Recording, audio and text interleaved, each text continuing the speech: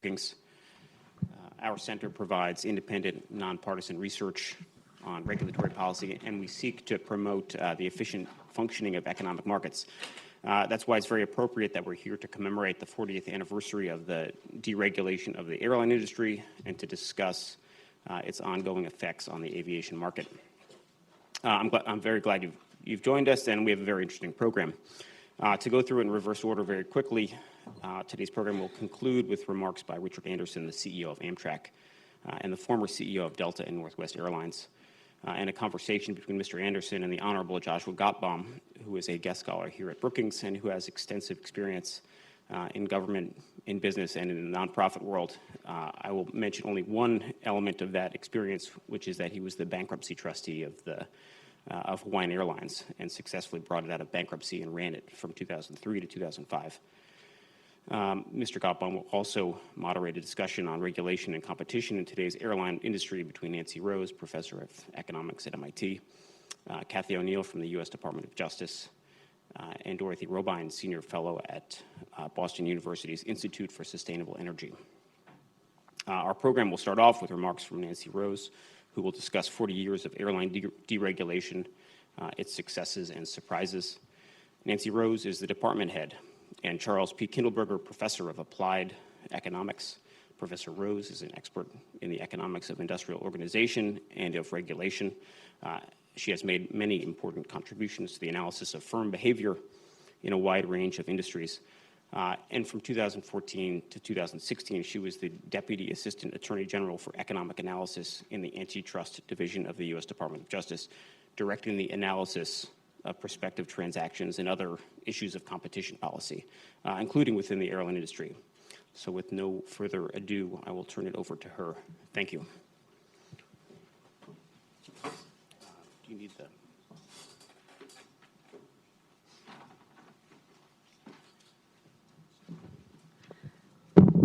Don't need that.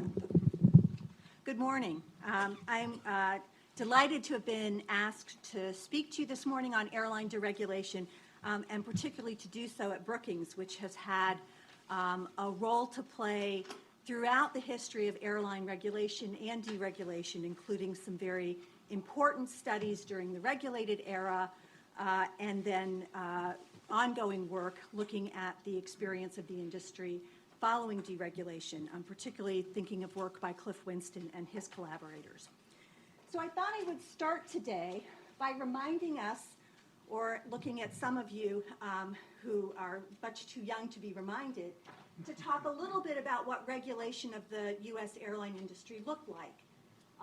So regulation began in earnest in the late 30s, 1940. And the good aspects of it, what I would describe as the good, U.S. air travel was safe, comfortable, innovative.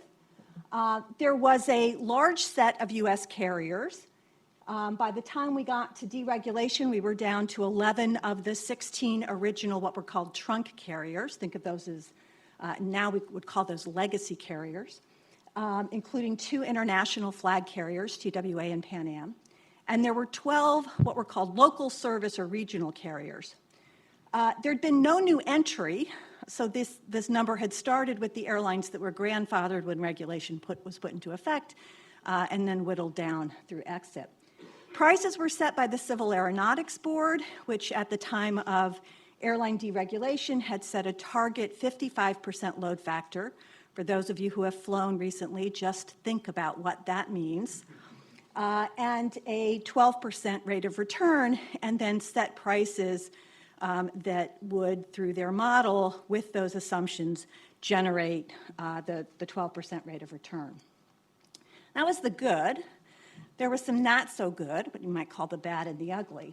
The first was that we had an administratively determined route and network structure. So if you wanted to serve a new market, one that you weren't serving when airline regulation went into effect in 1940, you had to apply for authority to the CAB. You had to show that your entry into that market was in the public interest, and public interest included what the interest of the incumbent carriers on that route were. And the CAB would decide whether or not you could enter. Mostly would decide that you couldn't enter. And they had a sense of trying to kind of, you could think of it as spreading the wealth, sometimes described as cross-subsidies, but if you were serving a market that really seemed not to have a lot of traffic and was probably not a very profitable market, maybe they'd give you an edge when the next profitable-looking route opened up. There was, as I say, no new airline entry after regulation. There was an informal route moratorium that had been imposed in 1969. Most routes had only one or two airlines, apart from a very small handful of the highest density routes, which might have as many as three. And I think less than 10% of the top 100 routes had more than three carriers, or the top three accounted for about 90% of the traffic. Prices were high and rising with little or no discounting. There'd been some experiment with discount fares, like a See America discount fare, but the CAB wasn't very comfortable with that. So at the time of deregulation, we had basically a single fare in the market. And of course, part of the rising prices were due to the fuel shocks that had taken place with the OPEC embargo and subsequent increase in oil prices in the mid-1970s. We had some metric to compare those prices to, and those were the unregulated intrastate routes, particularly the route for Pacific Southwest Airlines, PSA, in California between San Francisco and Los Angeles, which might be compared to, say, the New York-Washington or Boston-Washington route. And what we saw on the unregulated intrastate routes, there were some in Texas as well, was that prices were much lower than the comparable length routes that were subject to CAB regulation. That doesn't mean there was no competition. Airlines where there were two or more carriers on a route were competing for market share in kind of a zero-sum game. So very little demand expansion, but a lot of trying to get customers to fly on their airlines. That took the form of flight frequency. So the CAB didn't determine how many flights you could operate on a route, just whether you could operate that route. But not just flight frequency. That's what gave rise to these low load factors. New aircraft were quick to move into markets, so you could think of that as a plus for innovation.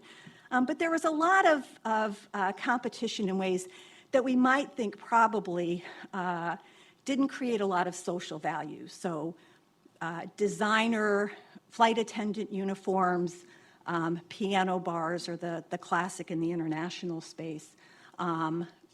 Airline food didn't have quite the same connotation in those days, and so forth. Interestingly enough, while we think of the good old days, as some people argue that we should, airlines were still losing money. So airlines routinely went back to the CAB and said, you've got this target, we're not making our 12% return, we need higher fares. And that gave rise to what Douglas and Miller, in a really path-breaking study from here at Brookings, reported as sort of the death spiral in load factors. So prices would go up. That meant that the marginal passenger was more profitable. Airlines competed for that passenger by increasing flight frequency. That reduced load factors. That reduced the return. Airlines went back and said prices need to be higher. We're not making our return. And we had this kind of collapsing load factor, higher and higher prices. And finally, there were regulatory evasion efforts, as there are when there are profits to be made and incentives to get around a very rigid regulatory structure. And so I called out here, for example, Freddie Laker, which was operating in an international market. He couldn't get in as a scheduled carrier, so he came in as a charter operator. But there were similar ways of trying to get around this regulatory structure that was very rigid and that created opportunities for increasing availability of service to passengers. All right, so we went to deregulation in 1978, and I'm not going to go through a history of that. I will just say I lived it. It was very exciting. I think we'll hear a little bit more, perhaps, from Joshua, who really lived it, was here in the trenches. But I would say some of the successes of airline deregulation that I'd like to call attention to first is its role as a demonstration project, as we might think of it. So Stephen Breyer, advisor to Ted Kennedy, convinced Senator Kennedy to take this issue on, told him that the effect of this would be to likely reduce consumer prices, that consumers would like that, Kennedy initiated a set of hearings to put airline deregulation on the agenda and push it forward. Roughly the same time, we had Fred Kahn being appointed to the Civil Aeronautics Board. Fred, an economist, a regulatory economist, had experience in the New York Public Service Commission. And Fred instituted a series of steps within the CAB that, to my mind, created enough discomfort among those in the industry that it started to weaken what had been to then a pretty uniform block by legacy, particularly trunk carriers, to maintain the regulatory system. And we ended up with airline deregulation in 1978. Trucking deregulation followed a couple of years later. Railroad deregulation in various phases, starting in 1980 and forward. Stuff we don't hear about as much these days, natural gas deregulation, which had created enormous dislocation in energy markets, and a lot more followed. What are some of the specific airline successes? I think the first one that's really important for us to realize, although we may not always like what it does, is that markets replaced administrative decision-making.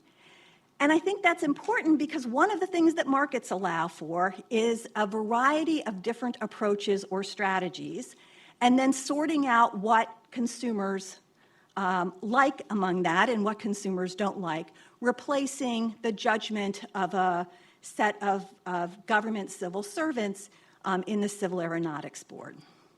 Sometimes we like the outcomes, sometimes we don't, but at least we're getting signals about which ones consumers seem to value and which ones they don't. Air travel access expands, prices fall, productivity rises.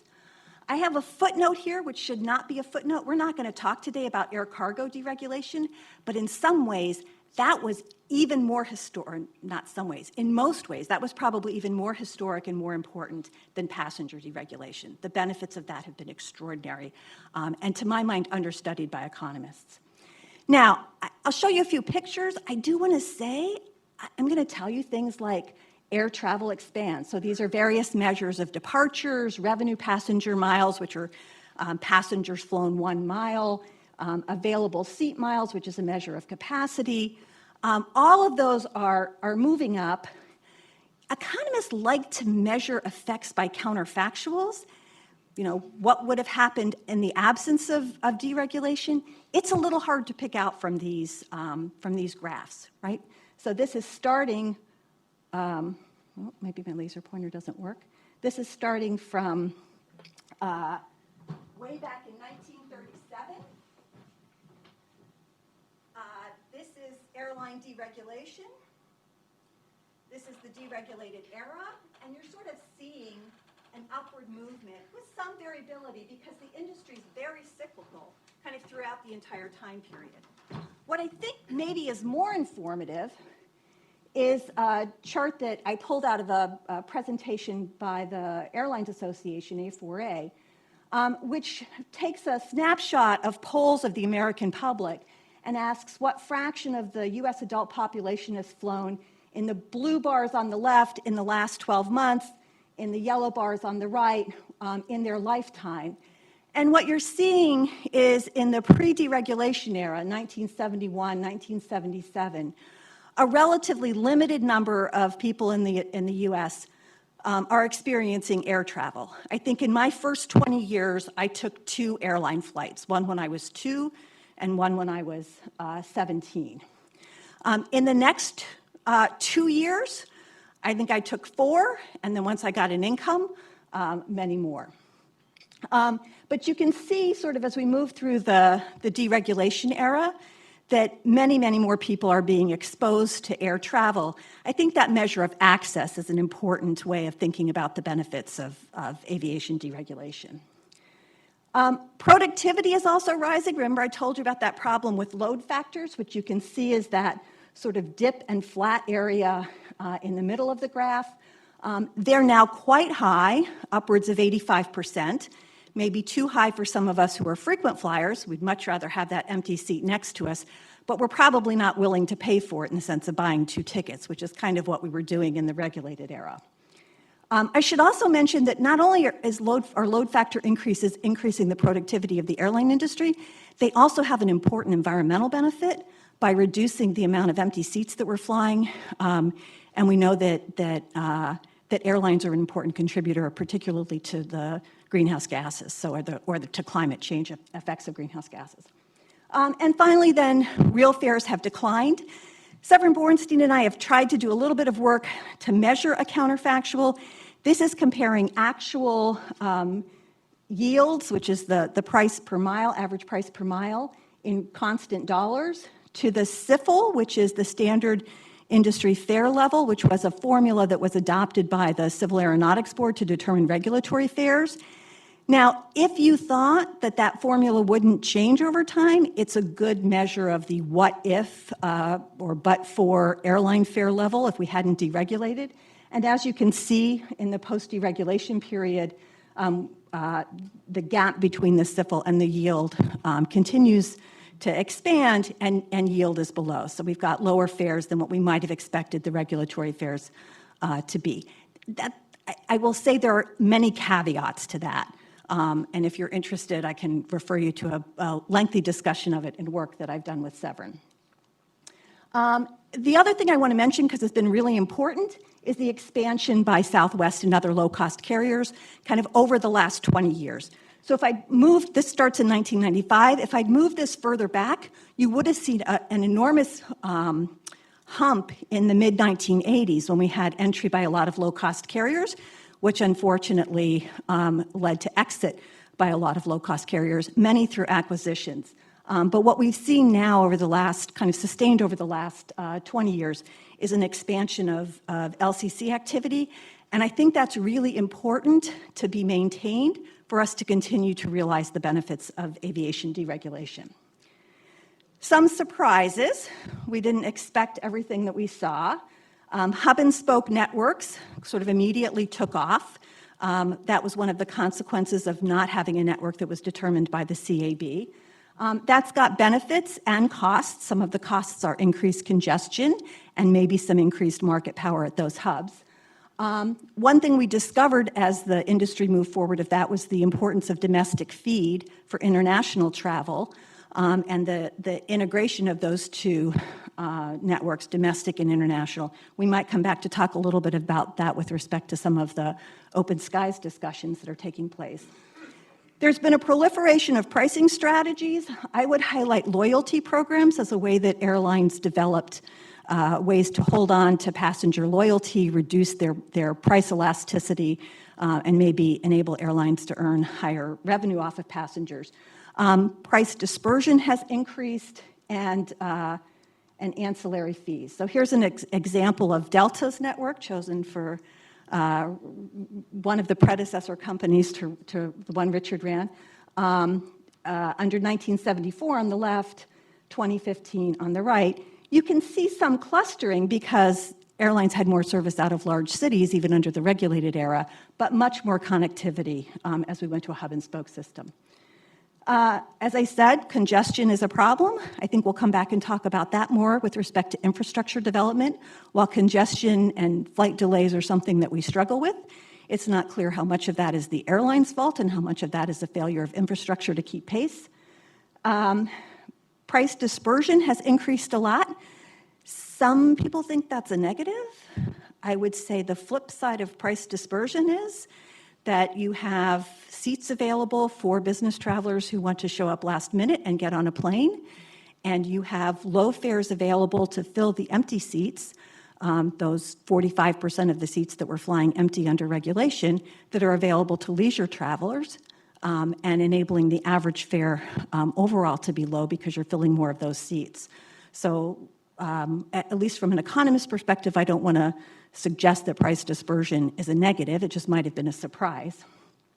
Ancillary fees may be a little bit different story. So these are all of those tack-on fees that, particularly if you fly some discount airlines and you're not prepared in advance, you end up paying baggage fees, ticket change fees, now increasingly seat reservation fees, and so forth, rising considerably since the mid-2000s.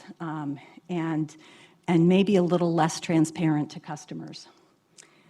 In closing, I just want to mention a few ongoing challenges. The first, I think, is consolidation in terms of not just mergers, but also alliances among carriers, which particularly when they're immunized from antitrust prosecution, as many of the international alliances are, leads to carriers acting as if they were combined in a single firm.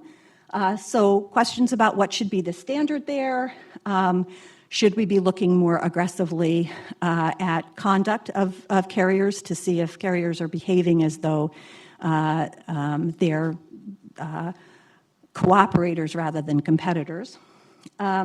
Pricing transparency, I think, is an ongoing issue. That's got implications for the market and the operation of the market. And finally, infrastructure investments and access.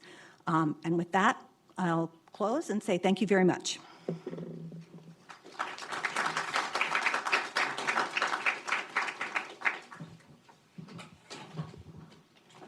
It's okay.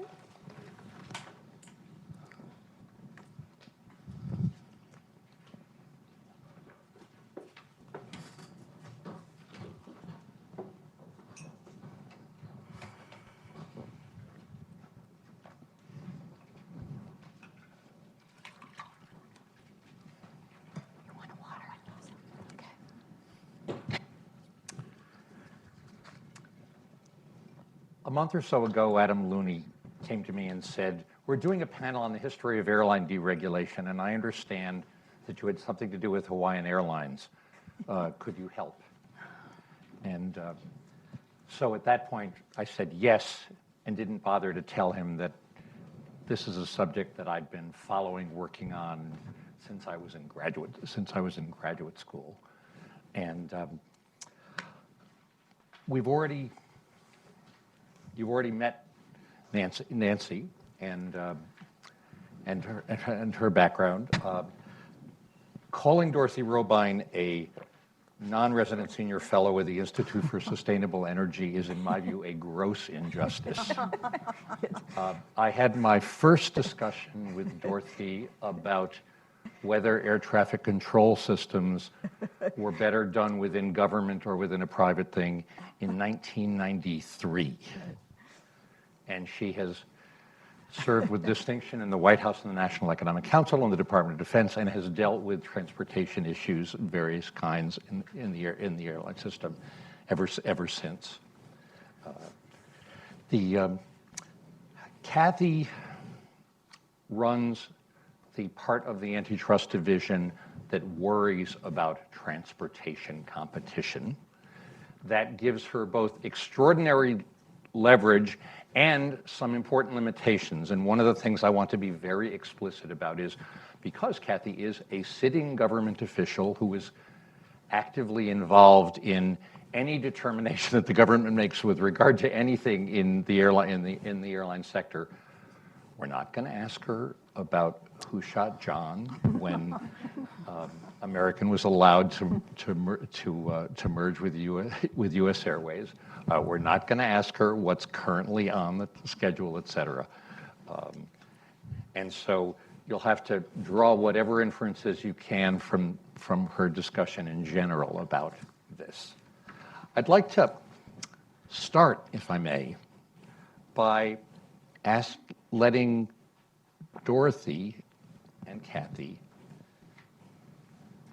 amplify the question that Nancy already started with, which is, looking back at deregulation, how do you evaluate it? What surprised you, et cetera?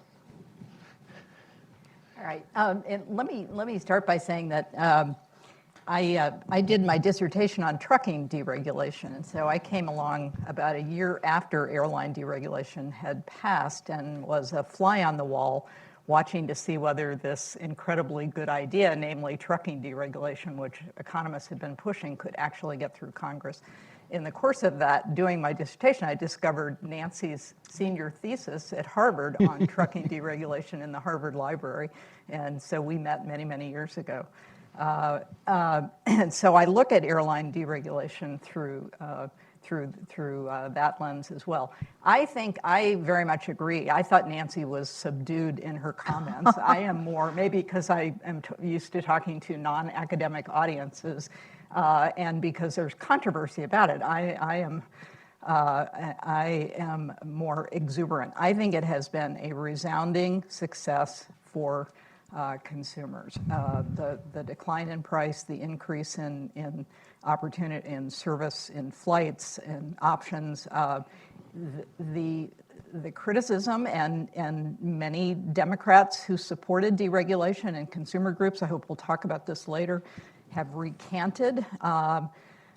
And I think that has to do with the decline in quality of service. That is predictable. It's due largely to the increase in load factor from 55% to 85%. Overall, I think airlines are giving passengers what they consistently indicate that they want, which is lower fares at the expense of service. So I think it is not too much of an exaggeration to say that the back of the plane is brought to you by airline deregulation. It's that 45% of the seats that were sitting empty. I think if for passengers who complain about the quality of the service, you can pay business fare and you will be you can get the comforts of flying pre-1978 and you will be paying about what you would have paid to fly coach absent deregulation. So can we talk about surprises separately? I'd rather. Sure. Okay, all right, why don't you? Sure. Good morning. My name is Kathy O'Neill. Thanks very much for the nice introduction. I just need to start off by saying that the views that I shared this morning are really my views and don't necessarily represent the views of the Antitrust Division. Probably as the most junior panelist, I did not bear witness to the regulated era in the same way as some of my fellow panelists. But just to say that having been at DOJ for 12 years and practiced in antitrust before that, I'm obviously a huge fan of competition, unfettered competition, and I love to see how competition evolves in the airline sector in general. So talk about the surprises. Well, so I'm Now, gonna. this was a good generic idea, i.e. allow access, lower fares, et cetera. But the responses of the industry were not anything that, as far as I can tell, anyone anticipated at the time. They thought that fares would go down. They didn't predict hubs. They didn't predict frequent flyer programs. They didn't predict the disruption of unions or extensive consolidation in the industry, et cetera. So what's surprised? I want to answer that question in a slightly different way. I will leave it to Nancy to talk about the business operational kinds of things. That price elasticity of demand was higher than the CAB had always assumed that it was. The fare dispersion was unexpectedly high. All those kinds of things. I want to talk about two other. I think looking back on it, spillover benefits that people didn't expect or expect the magnitude of the impact. One is international. Deregulation enabled or forced airlines to be more competitive. That positioned them better for international competition. And U.S. government officials very quickly began negotiating away bilateral restrictions, capitalizing on the advantage of U.S. airlines. And that began a whole new thrust in airline competition. And foreign carriers were forced to privatize. Most of them, almost all of them, were state-owned. They began to privatize with British Airways in 1983. And so the whole push in the international area was, I think, to some degree, an unexpected surprise of airline deregulation.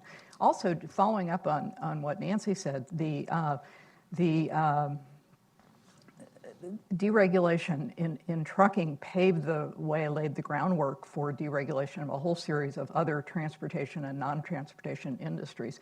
Trucking deregulation would not have happened absent airline deregulation. It was a conscious strategy by the Carter administration to take on airline deregulation first because trucking, the most obvious other candidate, had even fiercer political opposition. I don't think you mentioned this, but airline deregulation is remarkable because it was done over the opposition of the regulated airline industry and the trade unions. That's normally a formula for political defeat of policy reform. So the idea was that trucking deregulation, where you're going up against the even more powerful trucking industry and the Teamsters, would be even harder. So let's try to do airlines first. If we succeed there, then let's take on trucking. And then, as Nancy said, railroads followed, intercity buses, natural gas, brokerage fees, telecommunications evolved much more slowly.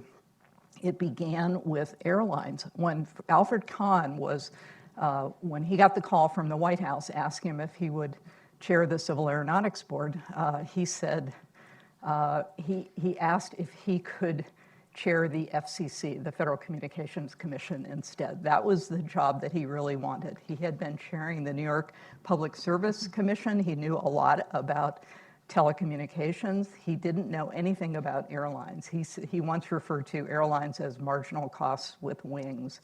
And he didn't view it as his highest aspiration for rich people to be able to fly around the world at lower fares on airplanes given the energy crisis. So he wanted to be chairman of the FCC, and Jimmy Carter said, I want you at the CAB because it is going to start here. It's going to start with airlines, and indeed, that is where it began, this huge movement.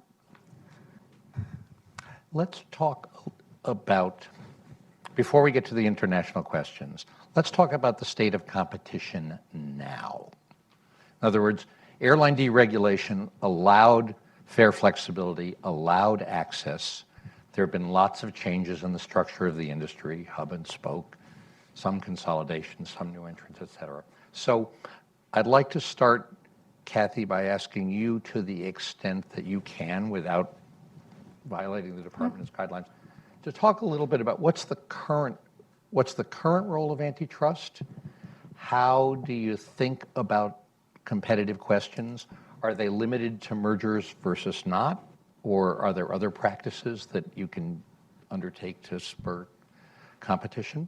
Sure, I'd be happy to talk to that. Starting first with just a little bit of an overview of how we analyze mergers, recognizing that each transaction, presents its own set of facts and idiosyncratic problems for us to analyze. In general, when we look at airline mergers, we look first for overlaps. We look at whether the merger and where the merger is likely to eliminate head-to-head competition between the carriers on nonstop routes, on connecting routes. We look at how the merger is likely to affect concentration at congested airports. For instance, in American US Air, we were very concerned about how the merger might impact concentration levels at DCA. We also look at system-wide theories of harm. So, for instance, we examine whether the merger would result in the elimination of a particularly disruptive air carrier, what we in the antitrust lingo like to call a maverick. Would it involve the elimination of an airline that's more likely to discount or less likely to follow a fare increase? That's something that we would study and that would give us pause. We also look at whether there's likely to be increased coordination through enhanced multi-market contacts. So what I'm thinking about here, just the general idea, is that firms that interact in multiple markets are more likely to pull their competitive punches and accommodate each other on price and on capacity rather than engage in full-throated competition. And if a merger has the potential to enhance the overlaps, and here I'm thinking about or enhance the contacts. Here I'm thinking about the contacts not between the two merging parties, but between either of the merging parties and the remaining competitors in the market. If it's likely to align incentives in a way that the merged firm is more likely to accommodate rather than to compete with the remaining carriers, that's something that we're going to look at and that could give us pause.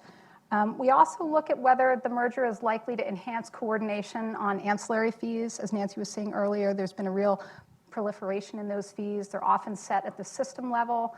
And so we're thinking about whether one of the airlines has been historically more disruptive in not following or imposing fees and how the merger might change the incentives. So that's a little bit how we look at mergers.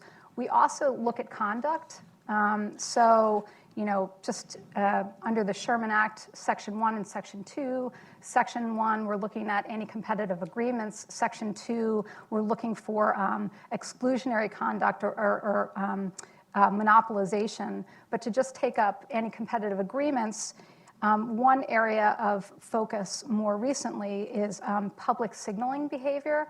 So in certain industries, and I think airlines is an example of this, we're seeing an uptick in public statements in earnings calls and other public speeches that appear to be aimed more at competitors and less at investors.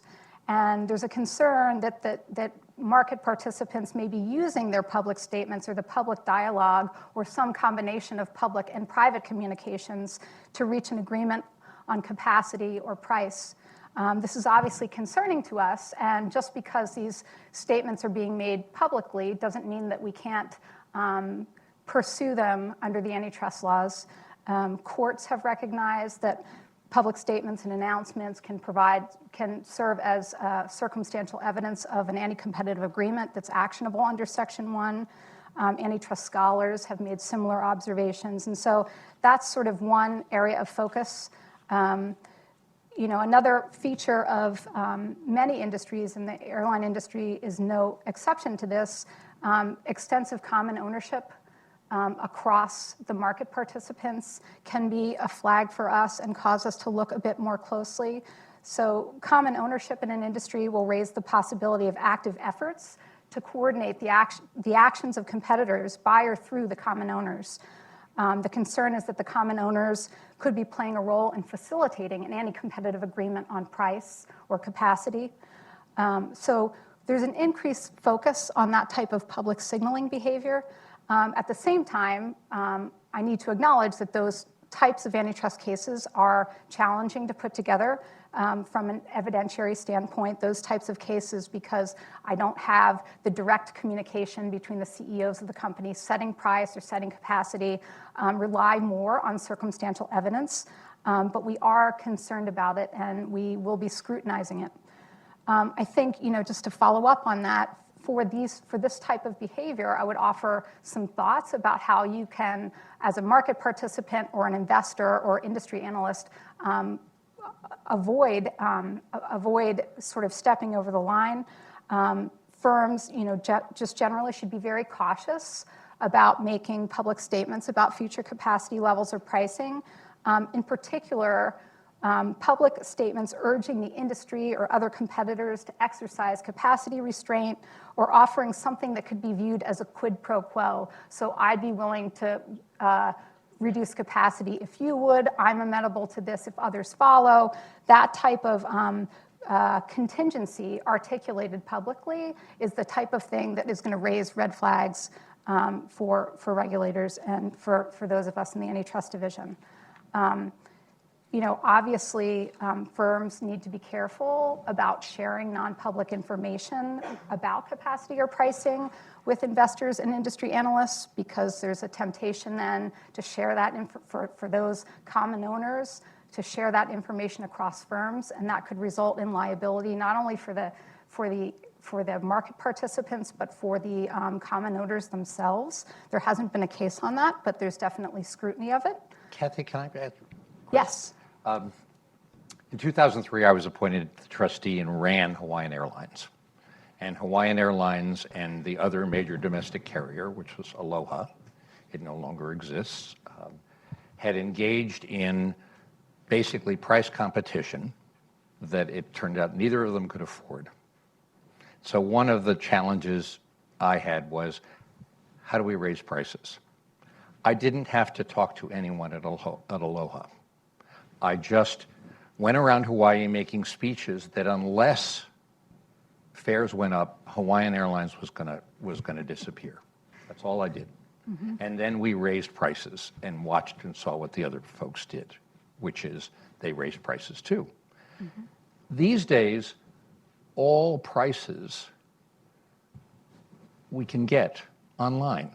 So in a world in which every carrier knows every current fare from every other carrier, how do you think about price competition in that kind of situation? So one of the reasons that we worry about these statements, and airlines in particular, is an industry that has characteristics that lend itself to coordination, is just because there is so much transparency on price and capacity that already exists.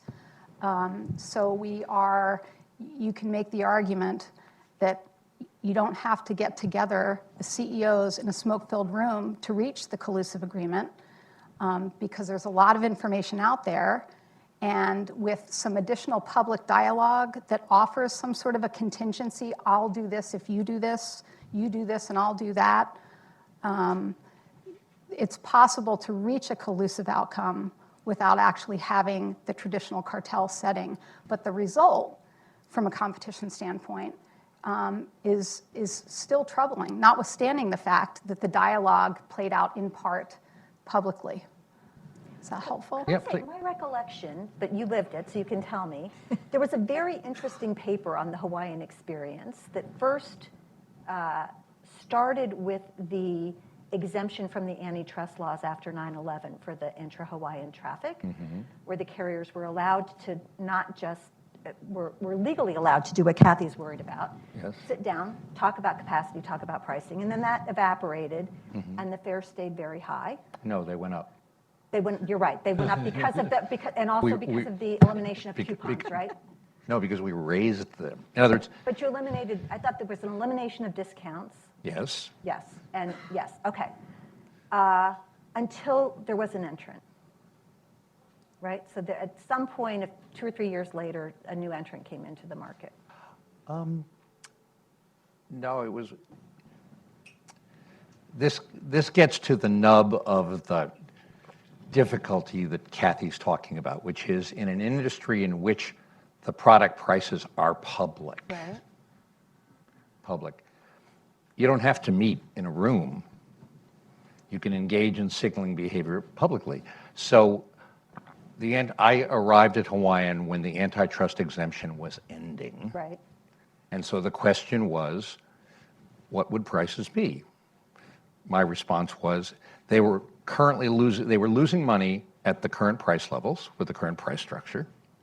And so I knew that prices had to go up. The question was, without the ability to coordinate capacity, what would happen?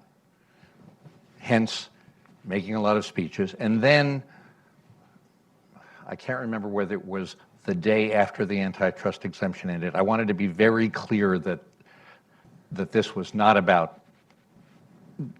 being done under an antitrust exemption. We raised prices. We raised prices according to the old structure, which was basically, if you flew from Honolulu to the next island over, which was a 30-mile hop, or if you flew from Honolulu to the Big Island, which was a 300-mile hop, it was the same price. The pricing system was developed on a bus system model, et cetera. So one of the things we did is we raised prices, and then we started price differentiating, and that was gradually adopted by the other major carrier, which, by the way, was also in financial distress, also went into bankruptcy, and ultimately died because they didn't succeed. But Joshua, that was post 9/11 when there was this dramatic fall off in tourism. So you can say the airlines in Hawaii were hurting, but how much of that was suddenly it had become an industry that couldn't sustain itself, and how much was the industry is very susceptible to demand fluctuations, GDP level or tourism fluctuations in an area like Hawaii? We should bring that question back when Richard Anderson is on, because in my experience, what businesses have to do is they have to figure out how to maintain some level of profitability when demand goes up and down.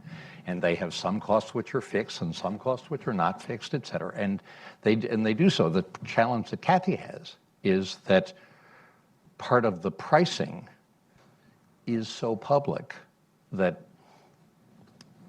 Well, and Kathy didn't mention it, but the division had a collusion case based on communication through the Airline Tariff Publishing Bureau, Yes. Which is where the airlines would submit their fare basis codes and their fares and use that to communicate, hey, this price war is just because Josh has done something I don't like, don't respond to it, or Kathy's really out of line, I'm going to put Kathy's airline code at the end of my fare, and we're all going to go lower fares against her until she comes back in line. So the industry's got a history of this. Now, let me ask you a question, Dorothy. I don't think I can ask it of Kathy, but how do you assess the quality of competition in the industry, in the domestic industry right now?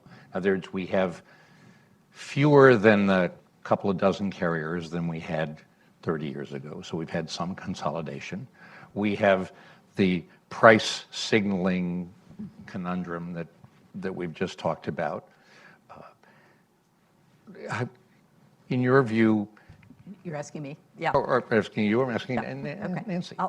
I think it looks strong. So I'm not tracking airlines day to day the way I did for a long time. But looking at studies that have been done, at the industry charts and so forth, it looks strong. And I'll cite maybe the single best piece of evidence. The guy who should be here today on this panel is Cliff Winston, who sits upstairs and has been upstairs for 35 years doing the definitive work on airline deregulation. Just absolutely phenomenal work, and is having back surgery today. So couldn't even though he planned this and has been looking forward to it for months, couldn't be here. So Cliff has long thought that we should allow cabotage as one way to increase competition. That is to allow a foreign carrier to carry traffic, purely domestic traffic. So Norwegian Air brings passengers from Bergen to Minneapolis, they should then be allowed to carry traffic from Minneapolis to Des Moines. And that is not possible. Cabotage is not possible anywhere.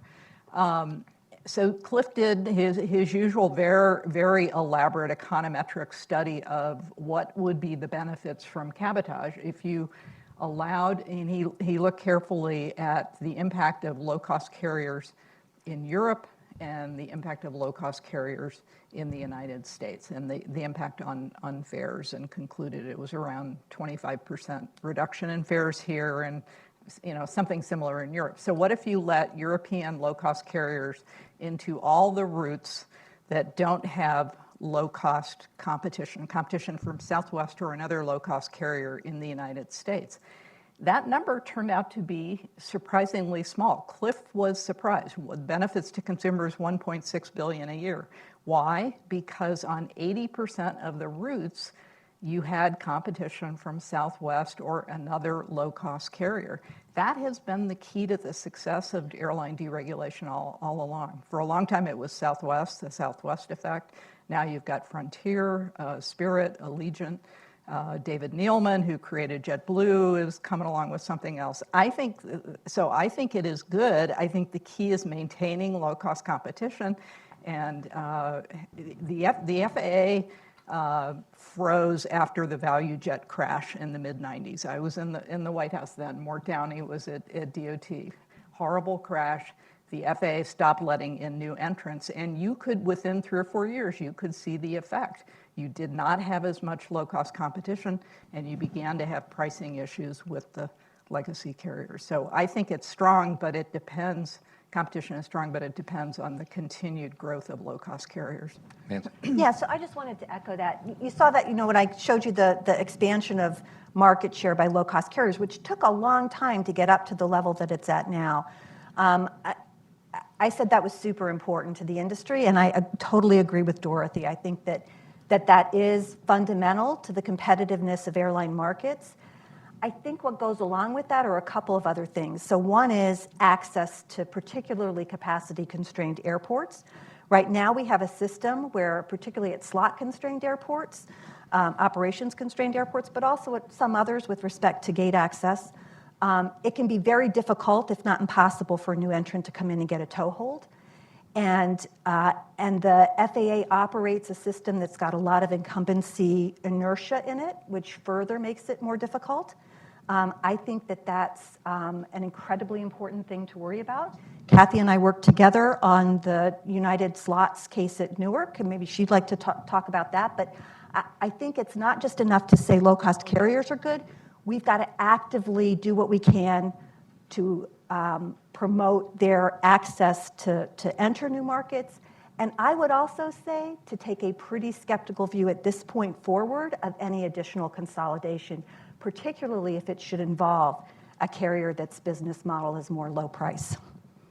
So just to pick up, Nancy, on one of your points, and Nancy's right, we worked on a case together back in 2015.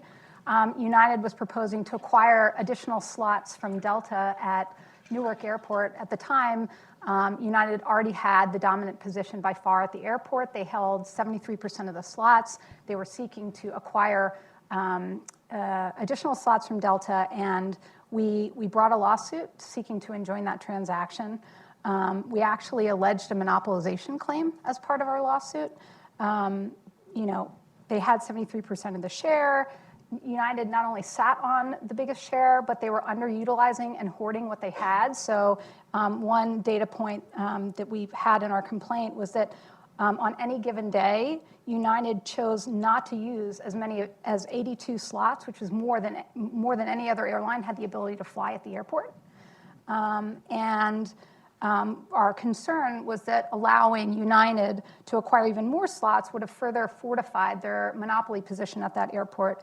So I mention this because, to pick up on Nancy's point, we are at the Antitrust Division very focused on these slot-controlled and gate-constrained airports. LCCs have been a really important component of competition in the deregulated era, but there are these intractable entry barriers. So looking for ways through antitrust enforcement in the case of the slots case at Newark Airport, but also regulatory reform that focuses on reducing those or removing those entry barriers so that LCCs can get in there and actually compete. And just to briefly tout the benefits of that one case. So we sued, and then on the eve of trial, the FAA actually announced that it was going to lift slot controls at the airport, which was an amazing thing. So they did lift slot controls in, I think it was October 2016. And it's been that's been really impactful for low-cost carriers and for consumers flying in and out of Newark. I saw one metric recently that the average fare at Newark Airport is down on order of 12%, was down on order of 12% in quarter one of 2017 as compared to quarter one of 2016, and that's across the airport. It was down more significantly on the routes where LCCs actually were able to enter and begin providing service. So just that decision has actually unleashed meaningful competition at the airport. I think at the division, we definitely are looking at those slot transactions and focusing especially on at airports like Newark, where you have a very dominant carrier seeking to enhance its position. This provides the perfect segue for a discussion about the effect of this on the rest of the system. In other words, Nancy, you put up the slide that shows that ASMs increased, available seat miles, departures increased, Yes. passengers increased, et cetera. So this unleashed a lot of demand. Yes. So And then the question is, Dorothy, yes. So I want to invoke Fred Kahn again. But let me Yeah. just lay out the Okay, question okay. for those who don't know how long you've been working at this, is once we allow for more demand, that puts strains on the system. Right. In terms of airport capacity, in terms of air traffic capacity, et cetera. And even though, Dorothy, you want to talk, I know, about the air traffic control system. No, which no, is no, entirely no, no. I'm going understandable. to talk about airports. Yes, first. but, Yeah. but let us start with, what's the effect of this on airports? Yeah. So I'm going to invoke Fred Kahn again, many times this morning. But on the eve of deregulation, March of 1978, Fred spoke at an FAA conference. He had been talking frequently, corresponding with the FAA about what was going on, and he said, and the FAA, he was already starting to deregulate administratively. Traffic was starting to go up, and the FAA was freaking out, and they were saying, "Whoa, we don't know how to handle all this traffic. Can't you do something about this? Can't you coordinate the flow? Can't you let the carriers get together and coordinate?" And he gave this speech, and he said, "We're trying to introduce market principles, market forces in this industry, and the last thing I am going to do is rely on an administrative mechanism to reduce traffic. We're unleashing enormous demand for air travel and indirectly for infrastructure, and you guys need to respond on the supply side, the infrastructure supply side." And specifically what he meant was, you need to abandon your policy, which he considered perverse, and I agree, of weight-based landing fees. So charging for landing, aircraft landing based on the weight of the aircraft. And replacing that with congestion pricing, with a charge that recognized that there will be times of day when the runways are in great demand and aircraft should have to pay more at that time of day than off-peak periods. And he said at that conference, what if we priced everything that comes out of a cow at a uniform price per pound? And he said at another point later, we have no hesitation in other markets about letting price rise to equate supply and demand of scarce goods. Why should runway capacity be any different? Suppose we charge for oil paintings by the pound. You'd have not just congestion, but riots at the art dealers selling Van Gogh paintings. And Fred's suggestion became the uniform practice in the nation? Yes, so the FAA completely ignored his recommendation, which he later expanded to include efficient pricing of airways and also spinning the air traffic control system off. So we still use, the DOT in 2008 did allow for a limited form of congestion pricing. No airport has taken advantage of that new policy.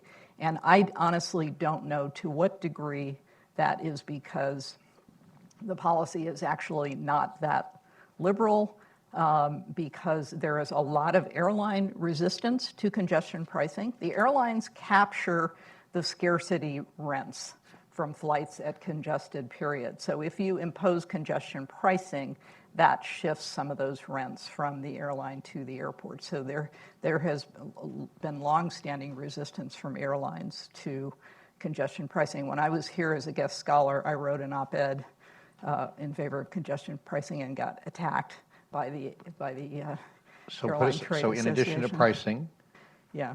did airports increase capacity? Yeah, no, no. I mean, we're kind of stuck where we are, and so we have very irrational, from an economic standpoint, pricing of the scarce resource in the aviation industry, runways and airways, and I think gates are now almost as much of an issue as runways. And that has been a real limitation on the growth under deregulation. Talk a little bit about Air capacity in airports and capacity in the air traffic control system. At Well- some point, you can advertise your. Yeah. So I've been, Josh is referring to this, we had this conversation 35 years ago, 25 years ago, about spinning off air traffic control. Mort and I worked on this. We tried to do this in the Clinton administration. The air traffic control system is not inherently governmental. The regulatory part of the FAA, that's inherently governmental. That's safety regulation. The bulk of what the FAA does, 35,000 employees, 500 towers, and et cetera, is keep planes safely separated. That is not inherently governmental. We tried in the Clinton administration to spin that off as a government corporation. The rest of the world, we were one of the few at the time looking at that policy option. The rest of the world has now gone that way. We have not. We were defeated, and an even more serious effort to do this last year was defeated. So we are laggards when it comes to infrastructure, the infrastructure policy accompanying airline deregulation. Airline deregulation, the part that has been governed by the private sector, very successful. The part that the government controls, the infrastructure, has been a laggard. Other comments, or should we? I want to go back to a point that you made, Nancy. I want to talk in general about consumer protection. The old Civil Aeronautics Board protected consumers against low prices and against overcrowding. That problem has been solved. The question is, we now have a new generation of consumer complaints. The Congress of the United States legislated and said that in the future, United Airlines could not deplane a passenger after that person had been put in. There are complaints, even from, ironically, non-economist Brookings fellows, that the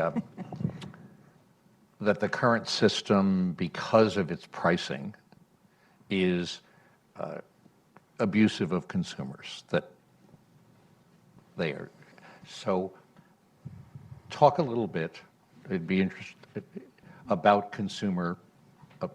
But what degree of consumer protection, if any, is needed beyond what is currently there? So this isn't an area that I have followed particularly closely. I would say I think airlines have kind of shot themselves in the foot, and many times with respect to some of these issues. They are fundamentally a consumer service or company. You know, they're providing transportation, but they've got this very close interface with consumers who cede a lot of autonomy, all autonomy and control when they basically walk through the TSA screen. And that, I think, also, research has shown, suggests that people get more tense and fraught when you don't feel you've got much agency or control. So I think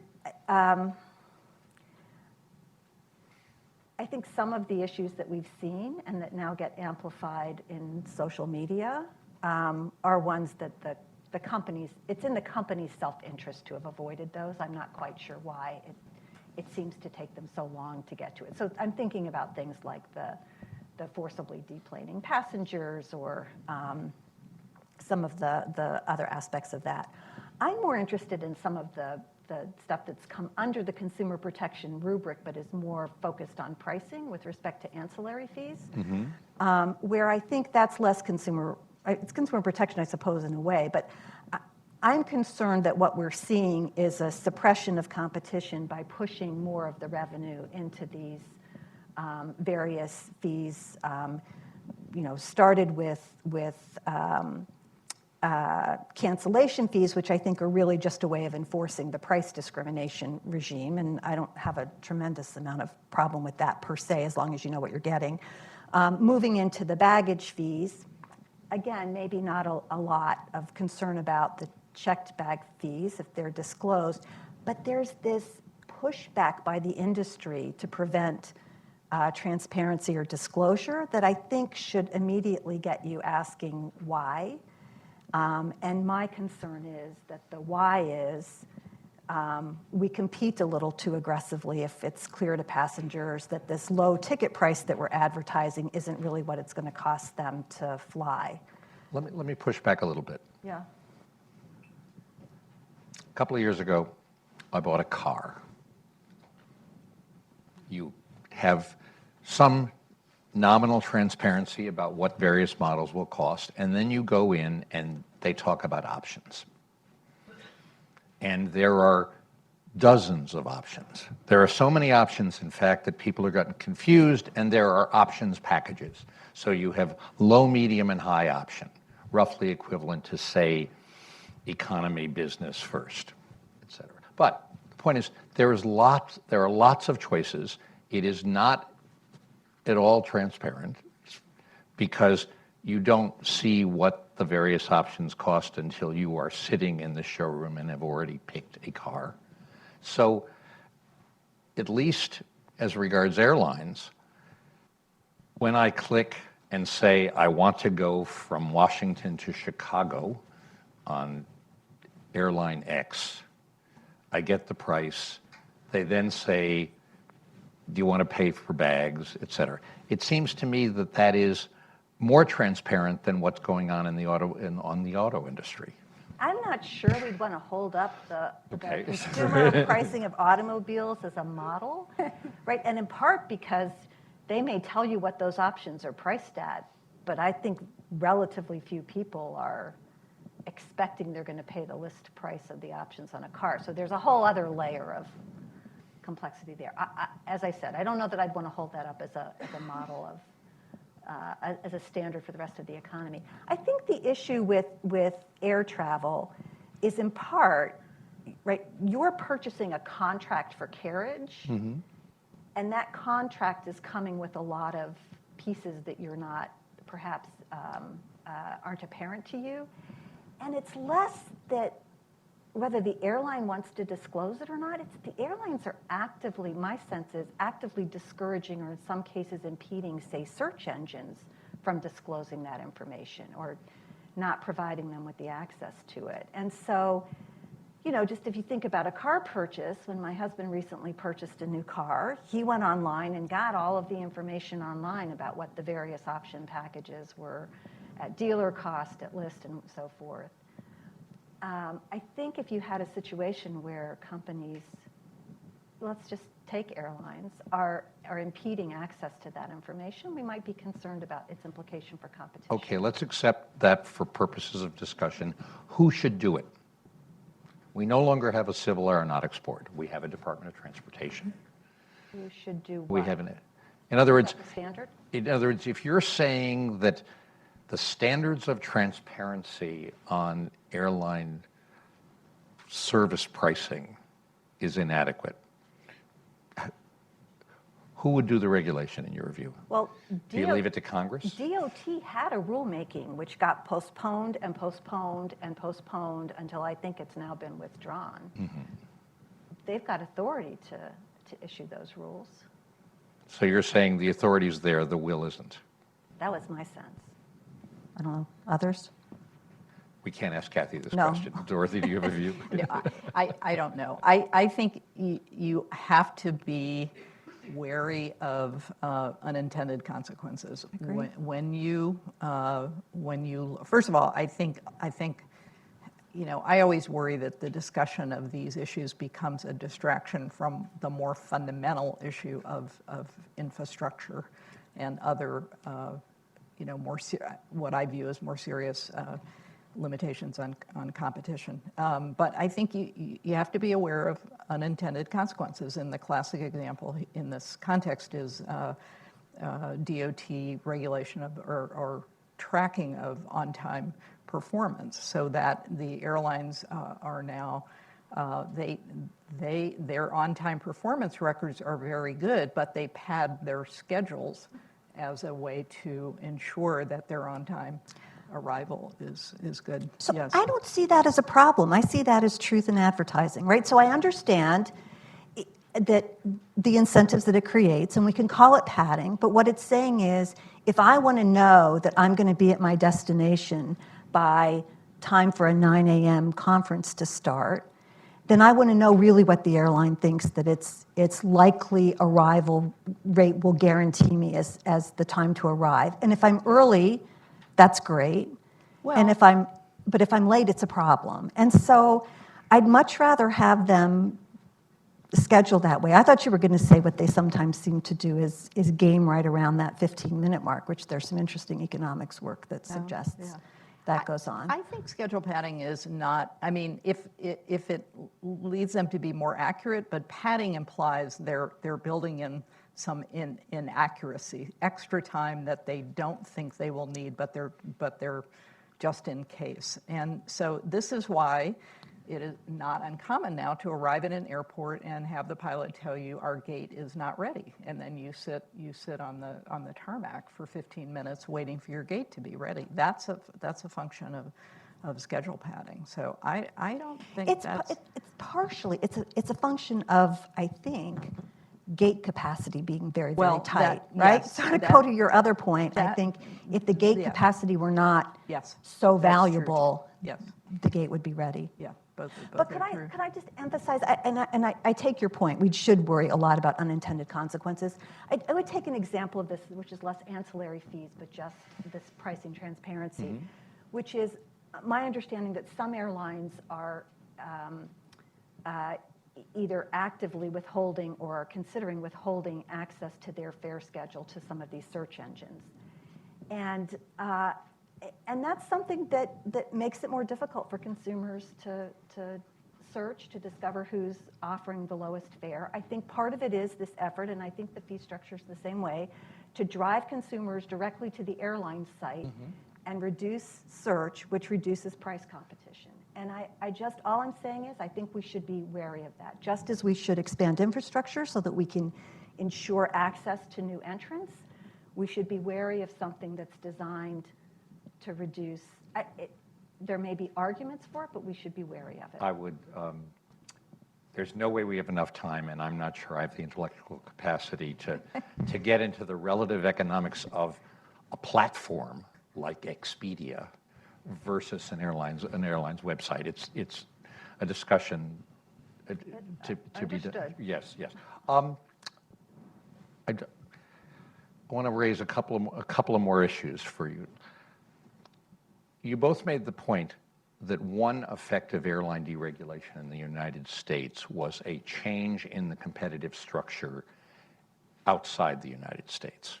However, that change is a long way from as complete as in the United States. So how do you think about the negotiation of open skies agreements?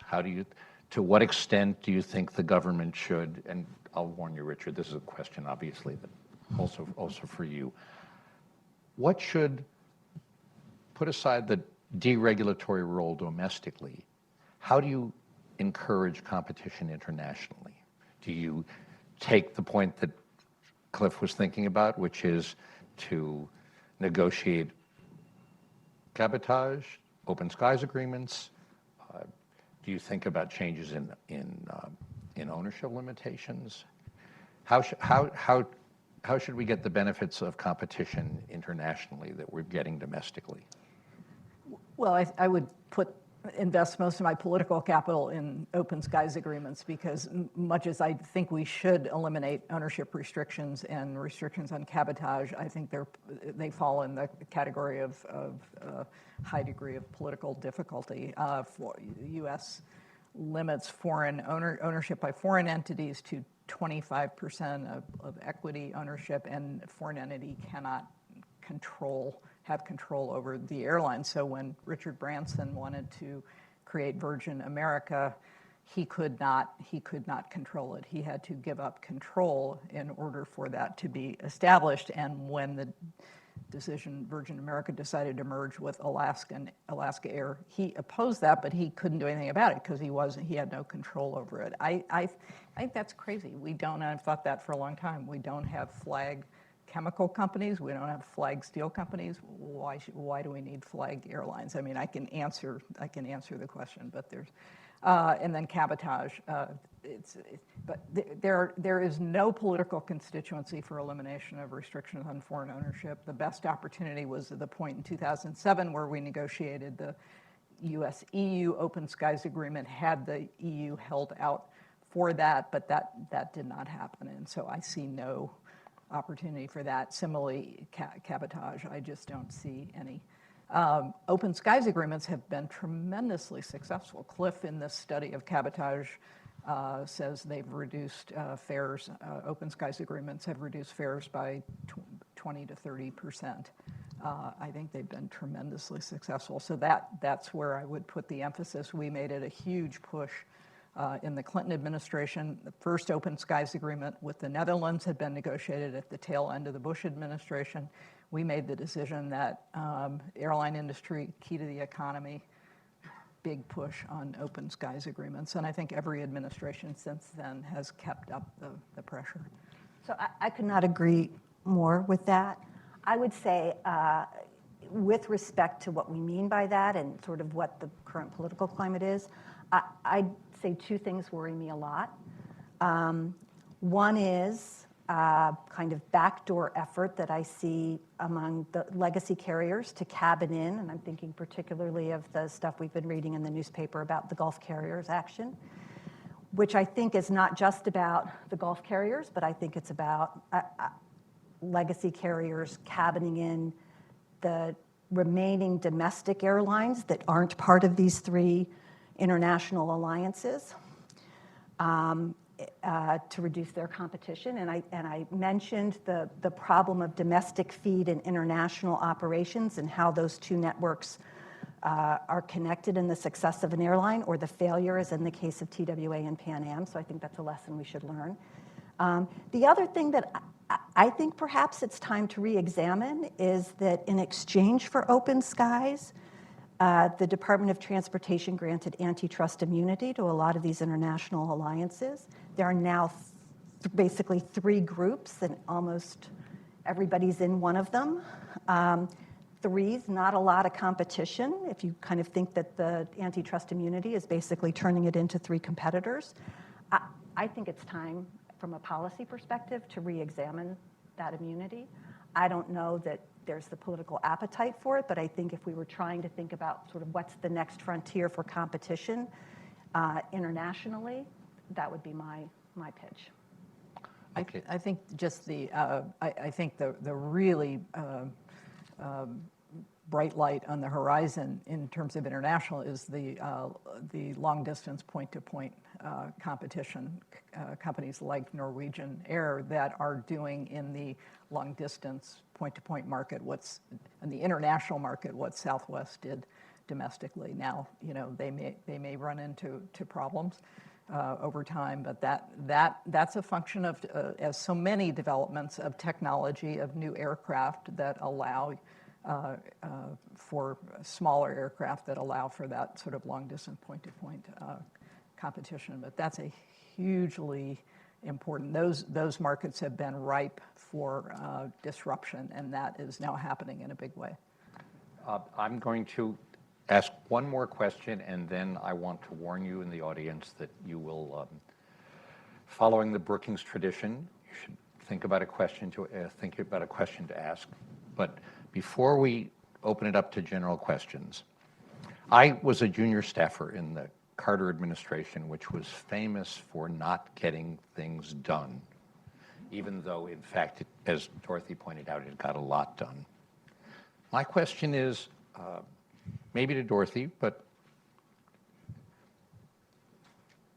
could airline deregulation be enacted today? I hadn't thought about that till I got your question this morning at 8:30. First, I want an advertisement for Stu Eisenstadt's terrific new book on the Carter presidency, which has a long chapter on Carter as the consumer populist that is mostly about deregulation and mostly about airline deregulation. I don't think it could happen today. First of all, there was an unusual confluence of circumstances, macroeconomic ones, very high inflation, high interest rates and airline deregulation was an answer to that. But I think politically, you're getting more at the politics of it. Airline deregulation, a friend of mine, Jeff Shane, a leading light in international aviation, has referred to it as the public policy equivalent of the bumblebee flying. Just as the bumblebee should not be able to fly, according to the laws of physics, airline deregulation should not have happened according to the laws of politics. As I said earlier, you had strong opposition by the regulated industry and the trade unions. And the public interest, as reflected in this amazing coalition, conservatives, Ralph Nader, American Conservative Union, but their interest was diffuse. And somehow the public interest defeated the entrenched interests. And I am not sure. It had a lot to do with the role of economists, with economists both in the role of academics and actually in the policy realm. I think it was a high watermark for the impact of microeconomics on the policy debate. I'm going to step out of the moderator's role and say I think it had as much to do with the fact that Senator Edward Moore Kennedy, a liberal Democratic icon, was convinced by his then counsel that this was something which would actually benefit consumers. And it happened to come up at a time when there was galloping inflation. Yes. And so it... Yes. Well, galloping inflation and very high energy prices, which are an important component of airlines. Yes. And of trucking. And I think that was not irrelevant to that pressure as well. Agreed. But I agree. I've always thought that was pivotal. Mm-hmm. But I've also thought at some level that Fred Kahn, by starting to change the rules of the game inside the CAB using the flexibility he had, made it less comfortable for some of the players to sort of continue in that mode, or maybe a flip of it is to say, made some of the incumbent airlines think, you know, I might make more money if I played this game as opposed to the regulation game. So that's a very good point. And Darius Gaskins did the same thing at the ICC. The FAA did not do that when it came to air traffic control reform. I think they could have. They did not. The Trump administration, the FAA did not do that. Okay, let's open it up to questions. This is Brookings. Brookings believes that everyone has the right to interrogate experts. However, you start by saying who you are. You ask a question. A question is a statement generally never more than 30 seconds in length that ends with a question mark. Mort.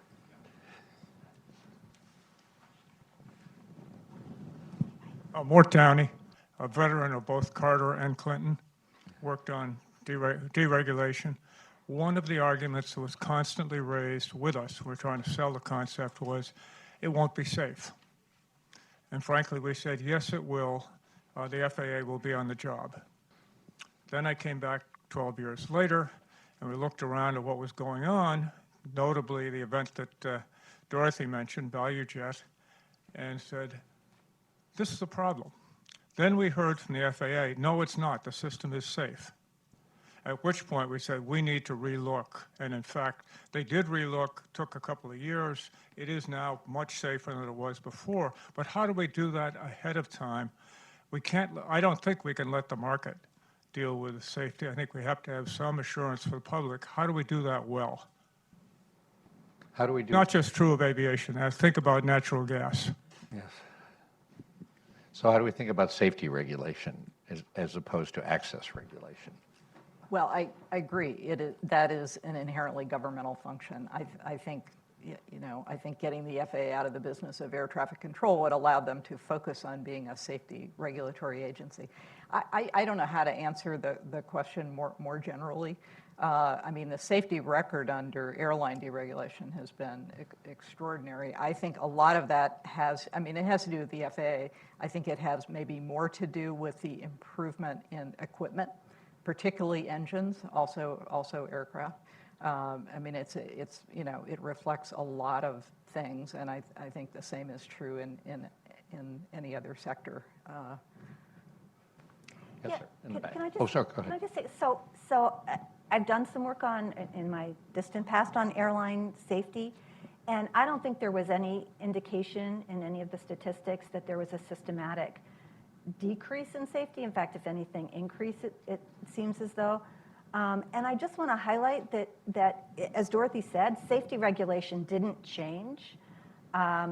Maybe FAA attention sort of slipped. If I don't know enough about the value jet, I know about the value jet crash. I don't know about the FAA investigation of it. But I would say in other industries, so for example, in electric utilities with respect to nuclear power plants, we've seen an increased safety record as the market sale of electricity has been deregulated. So I don't think there should be any presumption that because a product market is competitive, the safety function is impaired. The government's regulatory safety function is impaired. Hi, I'm Lee Moak. I'm the former president of the Airline Pilots Association. Big fan of deregulation. It's provided competition. We really needed Can you it. talk louder or into the microphone? And if we didn't, Lee Moak, former president of Airline Pilots Association. I'm a fan of deregulation. Without it, we wouldn't have healthy, competitive airlines like we have today. But for the panel, how do you reconcile your views on celebrating 40 years of deregulation when during that period of time, we've had over 200 bankruptcies and liquidations in that period? And now it seems like what we're hearing is an advocacy for regulation in the format that you would be picking winners and losers. So how do you reconcile your views on that? I'm not sure I understand the last part of your question of the advocacy for picking winners and losers. In regards to you want to regulate slots at airports, you use the term, the labels, legacy, low cost, ultra low cost, when in reality, fuel is a constant, and that relates to costs related to labor on new startups. So how would you reconcile your views on picking winners and losers? Because you seem to come across that way in advocating for that. So I do not mean to be choosing who wins or loses. I'm merely saying that I think that access to airport infrastructure is really important. I think I will say, and I guess I could use network and non-network carriers, but and not all LCCs are actually low cost or low fare. I don't think there's any problem with that. I think what we've got is the market is going to pick the winners and losers as long as we have a level playing field. I will say with respect to bankruptcies, I have a former student who's a professor of finance at Northwestern University who's done some interesting work on the intersection between capital market structures and labor. And in part, this work came out of discussions that he and I had about the airline industry, and a question as to whether some airlines were using high degrees of leverage to give themselves an advantage in bargaining with their unions, suggesting that the bankruptcies may be, in fact, an outcome that they're willing to tolerate because it lets them squeeze more out of labor. That's not something that I'm advocating as a strategy or that I would necessarily weigh in on at all, but I think it's an interesting hypothesis, and he finds at least some suggestive evidence across industries that where unions are strong, companies may be leveraging up as a way of saying to their labor, we can't pay higher wages, we don't have free cash. So I don't know if that's an interaction with some of the labor issues or not, but it's an interesting hypothesis. Okay. This gentleman here. Hi, I'm Charlie Leoka. I run Travelers United. To your question that you asked, who would take care of ancillary fees and regulating that kind of material? It clearly falls under the Department of Transportation, and it comes into the category of unfair and deceptive practices. I think that a lot of what we end up with is there are two different ways for deregulation, or deregulation only works when we have transparency. And by eliminating ancillary fees from all of the pricing, we don't have anything going on. So, I mean, that's answering your question. And then when we look at the overall section, we've got someone from antitrust as well here. And we got to the discussion about the airline slots. How does DOJ fit into the question of airline slots outside of a merger? And do you see them, because we've got big problems in New York and, you know, DCA, we had a merger that fixed a lot of those. But do you think the DOJ has a role to play in dealing with airline slots? And do you think the DOJ has any role to play in dealing with ATI, with international sides? Sure. So on the question about airline slots, I think I could point you to both mergers where we have, as a remedial tool, sought divestiture of airline slots, in part to remedy the anticipated anti-competitive effects of a merger. So we might, there can be a role for slot divestitures in connection with transactions. We were talking a bit before about the case that Nancy and I worked on together at Newark Airport, which was a slot transaction, and we have the ability to challenge a slot transaction. And so where in that case and in other cases where there's a dominant carrier at the airport and the transaction promises to entrench or fortify that dominant carrier's position, there is the ability to sue to enjoin that under the antitrust laws, and we've done that in the past, and I imagine that we would, in the right circumstances, be willing to do that in the future. Of course, we don't regulate slots, and so you know, FAA, DOT, they're really the regulators here, but there is, you know, setting aside antitrust enforcement, there is room, it would seem, for some regulatory reform that could encourage more efficient slot usage and gate usage, frankly. Great. I don't know if that's helpful.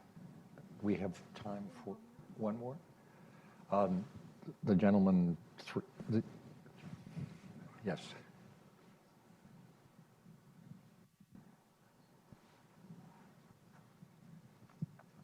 Before we started this, I said to Anna, "You're giving us an awful long time to talk." I was wrong. I just want to say that for the record. Thank you. I'm Alex Rolfe, a frequent traveler between Atlanta and the New York area. I am into LaGuardia because of its historical placement from the 1920s. I know we can't change locations of airports typically, but very cognizant that my flight often is faster than the time it takes me to get into city centers where I travel, and also aware that in the 60s and 70s there was much more robust helicopter transportation between these points at a reasonable price. Is there any interest or history of the airline industry investing in some of the emergent technologies to take away friction in that process? And one of those being replacements for helicopters, drones that can carry passengers from these locations, a la the Pan Am building in Midtown Manhattan, which is no longer an option for consumers. Anybody want to? Do you know about that? I don't. Richard's nodding, so my inclination is to. But it does prompt me to say something that I didn't get a chance to say, and that is, I think, you know, technology is a game changer, and it's why I'm always loath to lock in on particular policy solutions. I mean, we worried a whole lot about computer reservation systems, and so did DOJ. I mean, who even uses that term any longer? It's I was talking to somebody, an airport consultant yesterday, who said the biggest problem airports face now is that all this new parking they've built is sitting empty because everybody shows up in an Uber or a Lyft. So that is there is now a service, Kiwi.com, that allows you to do your own international interline fare, and there are airports that will provide insurance, so if you miss a flight, you're guaranteed a seat on. I mean, the technology is bringing on new new solutions. And so we need to be careful, whether it's airport planning or public policy, about assuming that current technology is going to persist. So Yeah. I thought what you were going to say is it's not just airport and air traffic control infrastructure that we have underinvested in. Yes, that's And I think I completely share your experience, particularly in the New York area. I think it's symptomatic of an underinvestment in infrastructure for surface transportation as well. Or as you're more imaginatively suggesting, perhaps it's not surface, but I think it's part of a just generic problem that we have in this country with having underinvested in infrastructure. All right, let us move to hear the people who actually do provide the services view of this. Let us thank the panel, please.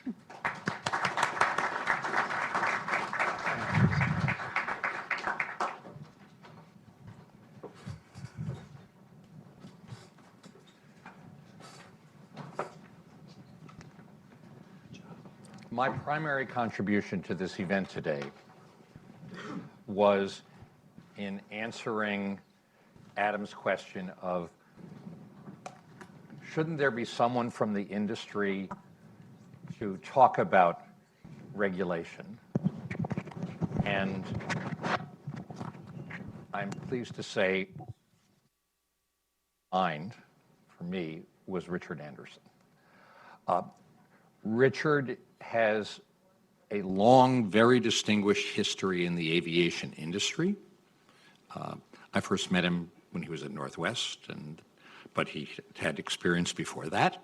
And then he moved to Delta and was the chief executive at both of those airlines. And as a result, he has experienced with all the adjustments of the industry in the last 30 years. That was benefit 1 and 2 and 3 and 4. Benefit number 5 is that, for reasons that are known only to him, he left the industry and accepted the job as chief executive of Amtrak. And as a result, we can ask him questions without his worrying about the effect on Delta stock. And so without further ado, Richard Anderson.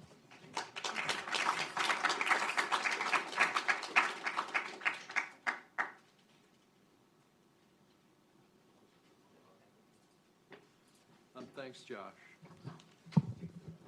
Well, it's a privilege to be here today, and if I were going to acknowledge someone in my remarks, it would be Mike Levine. So I had the good and distinct pleasure of working for Mike, being the brunt of Mike's anger from time to time, but also had the opportunity to learn a lot from him about deregulation. I mean, I started in the industry in 1987. From the criminal courts building in Houston, Texas, to the Continental headquarters just west of downtown.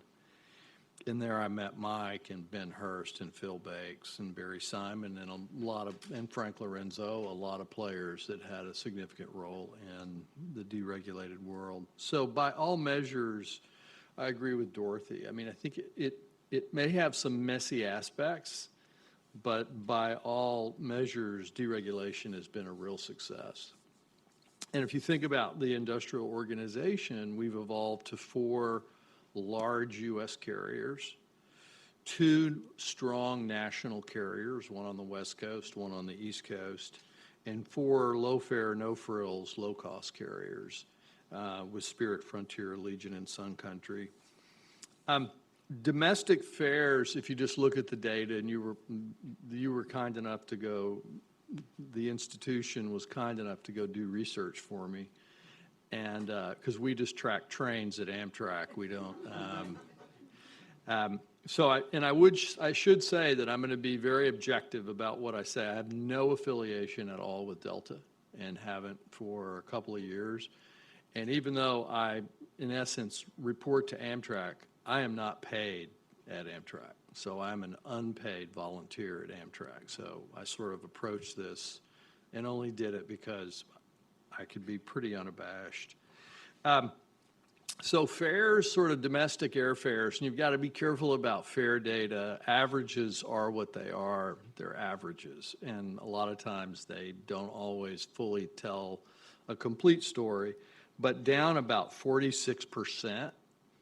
And if you looked at open skies markets internationally, basically, I think it's more than what Dr. Winston discovered. I actually think that you'll find in open skies markets that you're going to go to probably 50% at the deep discounted end of the fare spectrum, particularly given that international travel for leisure travelers is much more advanced purchase, right? People tend to really plan out ahead of time. So if you look at the purposes behind the Deregulation Act, the first was the maintenance of safety as the highest priority. And I would offer that the industry has gotten much more safer as a result of deregulation. And a little bit of anecdote and a little bit of data. If we go back and look at the data, in 1960, there were 31 fatal accidents per 10 million departures. So a pretty high number. And if you go from 1960 through deregulation in 1980, really full deregulation in 82, you see a precipitous decline. And part of this is that, and Dr. Rose was right, these are consumer companies. This is a business to consumer company. If you are not safe, you are out of business. And if you look back in the late 80s and 90s, 3 carriers had kind of a tough go of it. I was working at one of them, Continental. We had a couple of accidents. Delta had a series of accidents, and US Air had a series of accidents. And it basically takes your business away. So at a core, the core product in a deregulated market, first and foremost, is safe operations. And the industry actually evolved significantly with flight operations quality assurance programs, aviation safety action programs, and then in the last 3 or 4 years, the SMS programs. The value jet accident resulted in, because one of the big shifts that occurred in aviation was airframe maintenance has essentially been completely outsourced now. In 1978, carriers maintained their own airframes. Now, most all wide bodies are done in Singapore or Hong Kong or China, and narrow bodies are done south of the border. But what happened was our regulatory regime didn't keep up with a substantial maintenance provider, which is a set of regulations that came out after the value jet accident. So I would submit that actually in a consumer business, and you're seeing the tech companies go through this right now, you can't lose the confidence of your customers. And I would actually argue that if you looked at the data and how the industry has evolved with SMS programs and a just culture approach, deregulation has actually done a really good job of compelling investment where it should be, which is in making the operations safer. If we keep moving, slightly different view than the panelists on infrastructure investment. Infrastructure investment is actually a huge number. If you looked at the 30 largest hub airports in the U.S. since 2008, over $120 billion of investment has either been put in the ground or in terminals or is planned. Let's just go down. Seattle added another runway and right now is rebuilding its international terminal. Los Angeles is going through a complete revamp of all of its terminals and building a second addition to the Tom Bradley terminal. Salt Lake City is demolishing its entire terminal and building a $2 billion new terminal facility. I can keep going down the list. We added Denver Stapleton Airport. It's going through a huge rehab right now. Minneapolis, we did $1.8 billion. In 1995, we adopted the 2010 plan and put almost $2 billion, including a new runway and completely rebuilding all the terminals and building an LLC terminal. Because at Northwest, we never had enough gate capacity in the Lindbergh terminal. We supported the construction of the Humphrey Terminal, which is now where Southwest, Spirit, and all those carriers have their own terminal. You can go around the United States and you can pick whatever airport. Miami, while it may have taken 20 years, they did completely rebuild the facility. Washington National got rebuilt. Atlanta, before I retired, I signed a $6 billion 20-year commitment to add a 6th parallel runway, had already built a 5th. And if you look around the U.S., that's probably the one area of infrastructure that's funded. The main constraint that you suffer in infrastructure in the country is in the Northeast Corridor. And that's because we're not going to put a runway in the Potomac, and no congressman wants to drive to Dulles. We found that out after 9/11, right? What airport got closed and opened really fast? Because if you think about a 180-degree turn at 500 feet over onto a short runway, there's a lot of accommodation that's made here, right? But we're not going to pour. Newark is a one-runway operation. LaGuardia really is a one-runway operation. Teterboro interferes with both of them. Philly is nearby. We have a location and congestion problem in the Northeast that tends to cascade to the rest of the industry. But I would submit, if you just looked at the data from AAA and the individual airports, there's been a massive bolus of investment in airports in the United States. And the investment has been in the favor of the consumer, because what we've done is put really high-end restaurants and high-end facilities all over the United States and moved the food off the airplane into good restaurants at airports. If we keep moving through the other indicators of, Dr. Rose had a good stat on this. 1978, there were 275 million in-plane passengers. 2033, we're projecting the most recent FAA forecast, 1.2 billion in-plane passengers. So tremendous growth and tremendous demand. Product. Now, this is interesting. I tended to do things based on data, and probably the best indication of sort of looking at how consumers view the industry is, one, the tremendous growth in employments. But number two, let's look at J.D. Power data. They do the most statistically significant and comprehensive surveys of passenger satisfaction. In 2006, the J.D. Power survey, it's 1 to 800. 800 being perfect.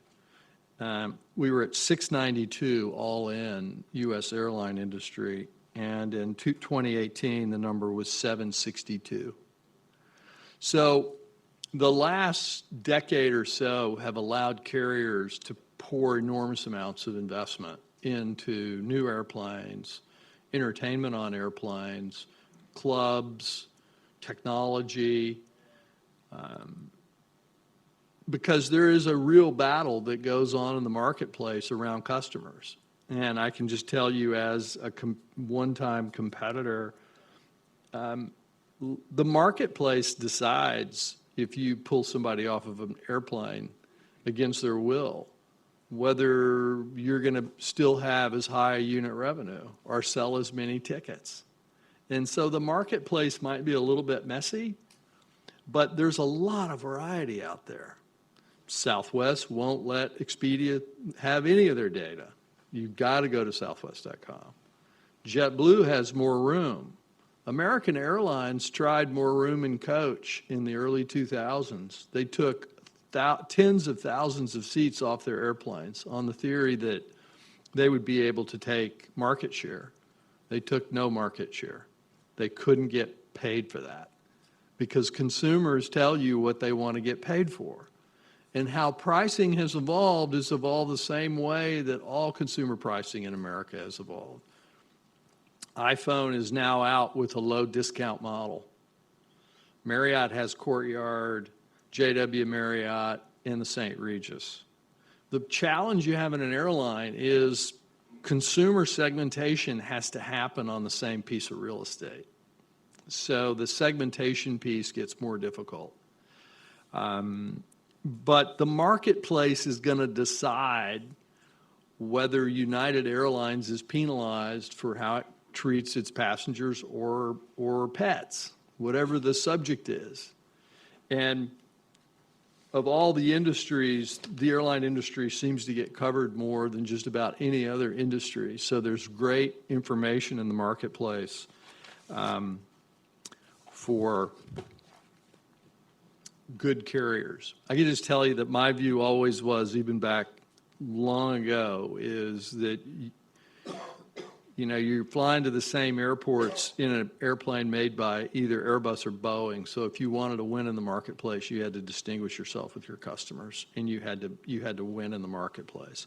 So let's talk about what deregulation brought. First, the hub and spoke system. Actually, the airlines did not invent the hub and spoke system. The hub and spoke system was invented by railroads, and before railroads, by shipping companies. So the notion that you would get indivisibilities, which is something I learned from Mike Levine, that the airplane that was going from Minot, North Dakota to Minneapolis carried every passenger that was going to Amsterdam, London, Fort Myers, and Oklahoma City. They all got on one airplane in Minot or Fargo. And those indivisibilities are what make hub airports so efficient. So hub and spoke, both domestically and internationally, have made a really big difference. And I give one anecdote there. I did get to know Mr. Nyrop, who was sort of legendary at Northwest. It was the one carrier that was always financially successful. And I got to know him, and I got to know Mr. Garrett. And they were both regulated era CEOs, and they both independently at different points in time told me that when the industry got deregulated, they didn't know what to do, that they had spent all their time in a world of the CAB setting rates, routes, and services, and didn't really know how to evolve to a new world of free entry and free exit. And what hub and spoke did, maybe not to a perfect extent, but hub and spoke really made one stop competitive with nonstops. And carriers act, those activities in the marketplace have some product or a significant amount of product substitutability. And that's what the hub versus the linear route system gave the marketplace. So that the one stop has product substitutability with the nonstop in many, many markets and acts as a pricing discipline in the marketplace. International antitrust immunity, I was fortunate to be involved in that. You'll notice that the first Open Skies agreement was between the United States and Netherlands. That was because KLM, and actually the technical foreign ownership is 25% voting control, but 49% total equity. So KLM had 25% voting control, 3 board seats, and had a preferred equity in Northwest. At that time, Northwest flew, I think we had 4 DC-10s worth of flying to Europe. And they were DC-1040s, even worse. And so KLM made this big investment in Northwest. What were you going to get for your $500 million? And we came up with the very first code-share flight under Open Skies, 3 days a week, a combi, a KLM combi, between Minneapolis and Amsterdam. We had half the airplane on a block space agreement. They had half. And we started it, and it connected in Amsterdam, and pretty soon it just started growing like wildfire. Before we were done, about 7 years later, we were flying 5 a day, Detroit, Amsterdam, and 4 a day, Minneapolis, Amsterdam, connecting the two hubs. And it's funny how an unregulated market, you have those kinds of discoveries. I mean, we didn't, we got the first antitrust immunity with the Dutch, and we had really no network at all at Northwest. And that was at a time when American and United were opposed to alliances. You may not remember that, but there was a time when they were opposed to the Northwest KLM alliance. And United would come to meetings in Detroit and Minneapolis to try to block our ability to build our FIS facilities directly in the center of our domestic operation, because you wanted to have minimum connect times of less than 90 minutes on both the U.S. side and the European side. The application of technology, particularly RM, revenue management, has been really significant, and those systems grow in complexity every day. Frequent flyer programs, credit card agreements. Dr. Rose has documented this in several of her writings that you can link to on the Brookings Institution webpage. There have been a lot of other innovations, but let me move on to the future really quick. One, there's a lot going on in technology, to Dorothy's point, and I agree with Dorothy. There was one really significant purchase by Google that probably escaped everyone, and that was ITA. So ITA was started by Northwest, United, and American when we started Orbitz. So Orbitz was started by the U.S. carriers.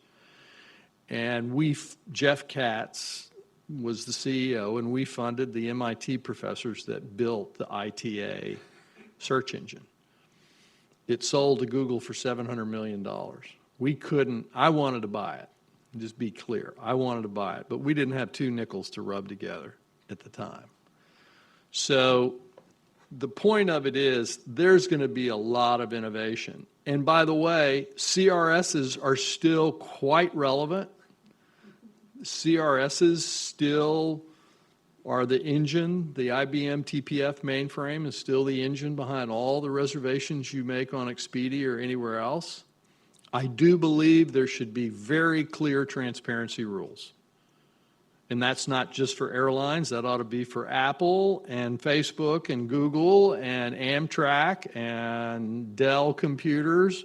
Consumers do need good, clear information about what they're buying. And I think DOT has done some good rulemaking in that regard.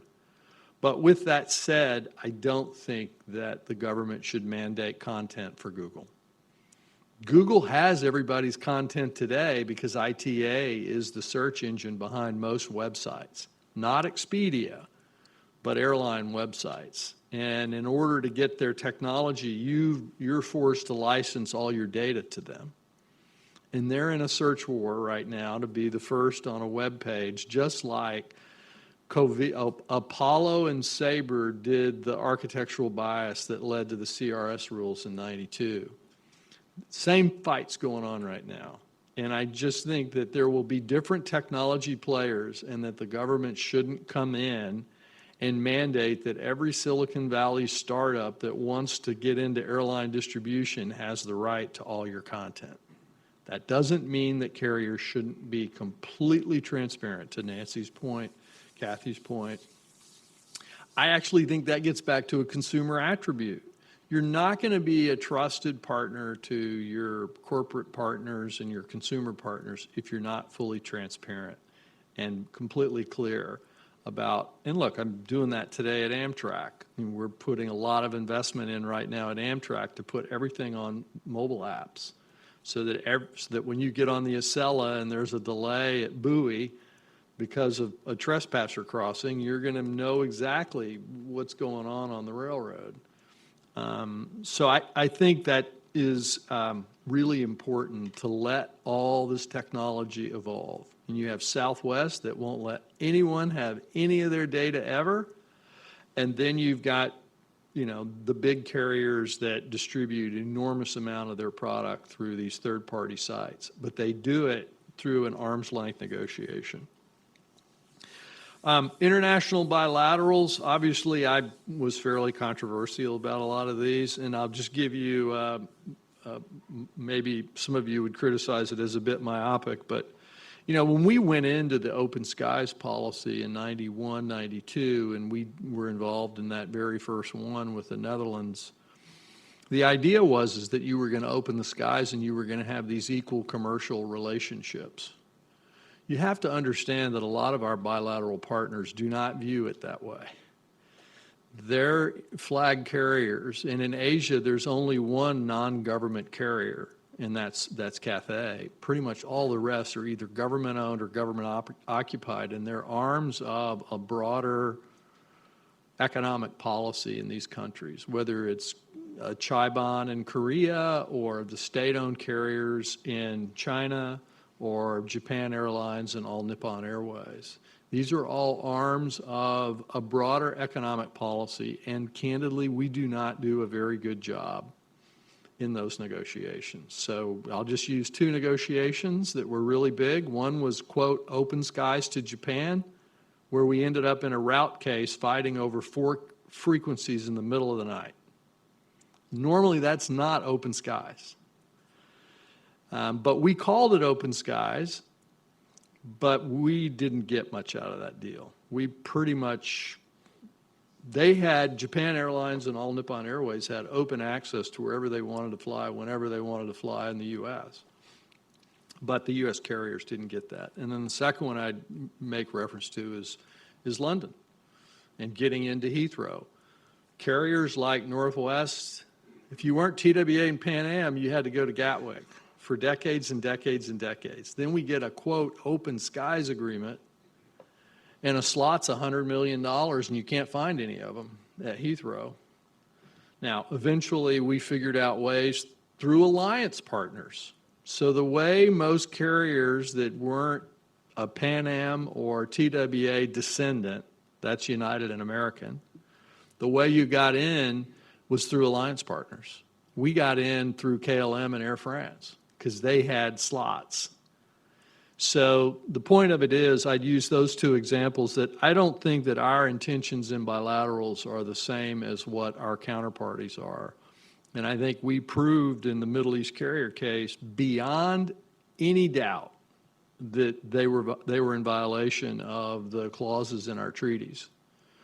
But you ended up in this kind of what I'll call a regulatory soup where you've got acknowledgement that there were violations of the bilateral, but, oh, you're making enough money. Really? That's what our regulatory policy is going to be? Oh, yeah, there's probably some violations there of the stated terms of the bilateral when we had proof of it, certified financial statements that we found in Singapore. Our government didn't find them. We found them. But, oh, it's okay, even though the sort of the face of the bilateral was in violations. Big other trends that are out there, and then we'll be right here into the Q&A. What's happened because we don't have foreign ownership is you have ATI and open skies. I think ATI and open skies have provided a lot of benefits and continue to provide a lot of benefits because I got to tell you, it's really hard to connect traffic in a hub in the U.S. and in a hub to a foreign carrier in another country. It's just hard, and it's hard, and I could put on a full day seminar on why it's so hard and trying to get a consistent product. But what the alliances allow you to do is make really big technology investments that allow the smooth transit of passengers and baggage around the world across networks. And it's hard to do because everybody has a different reservation system, an airport control system, a flight dispatch system. I think the 1,500-hour rule that got passed in the wake of the Buffalo accident is causing an undue constraint on pilots. I think it was a terrible accident. I would note that the 2 pilots that were involved in that terrible accident had over 5,000 hours apiece, and it had to do with qualification and training and checking and the other sorts of things that a good operator will undertake, but that we're going to really constrain demand for pilots. I think that the major airlines, all four of them, including Southwest, are taking on too much debt, and I think their costs are rising rapidly. And there will ultimately be some sort of reconciliation of that in the marketplace. You just saw that Southwest expressed disappointment in its failure to sort of remain a low-cost carrier. And we see this trend. My personal view is these businesses don't like leverage. You know, leverage is hard in a business. But I guess I probably spent so much time, my time in the industry, trying to make payroll that I just don't like leverage. I don't think that these assets, that it's a good trade to buy back stock with debt. And, you know, I think that carriers are rightly investing a lot in their products and their fleets. And you'll remember that one of the purposes of deregulation was to have carriers that have a good return on capital and that are efficient and well run. I think that there are going to be some challenges as cost basis grows and leverage grows in this industry. I think the real challenge in the network is in the Pacific, that over the long run, it's very difficult for a U.S. carrier to have a return on capital in the Pacific because it takes two airplanes. Wide body airplane with all the discounts and everything's about $150 million. So it takes two of those because they don't fly fast enough. And, you know, at Northwest, when we ran our network, our hub in Tokyo, Fugu, you know, all of our airplanes crossed over the Aleutians. Everybody, you know, all the 747s that were coming back to the U.S. crossed the ones that were heading to Asia because you can't do it in 24 hours. So it takes $250 million of capital to do a daily nonstop to an Asian country. And you see a lot of entry and exit in a lot of these markets because the carriers on the other end tend to be government owned and government subsidized. So they're not going to be as focused on a return. And you've seen that happen in India. With the Middle East carriers. The U.S. has essentially exited India, and India has no viable carriers, you know, Indian flag carriers. I think that rural areas have lost out in deregulation a bit. If you look at the number of regional airplanes in the U.S. and the BTS data at DOT, those numbers have been declining on a pretty steady basis. A whole lot of the EAS piece of it didn't work. It's one of the things we're trying to work on at Amtrak is, you know, how can our national network provide much more support to rural America because, you know, demographics have changed in our country and people have moved to the cities, but we shouldn't forget about rural areas. And the EAS, many of the EAS markets are no longer served. Look, I shut down 28 EAS markets in the Northwest Delta system because of the losses were just staggering. And the load factors were in the 40s on 34-seat airplanes. So you were on average carrying 15 or 16 people.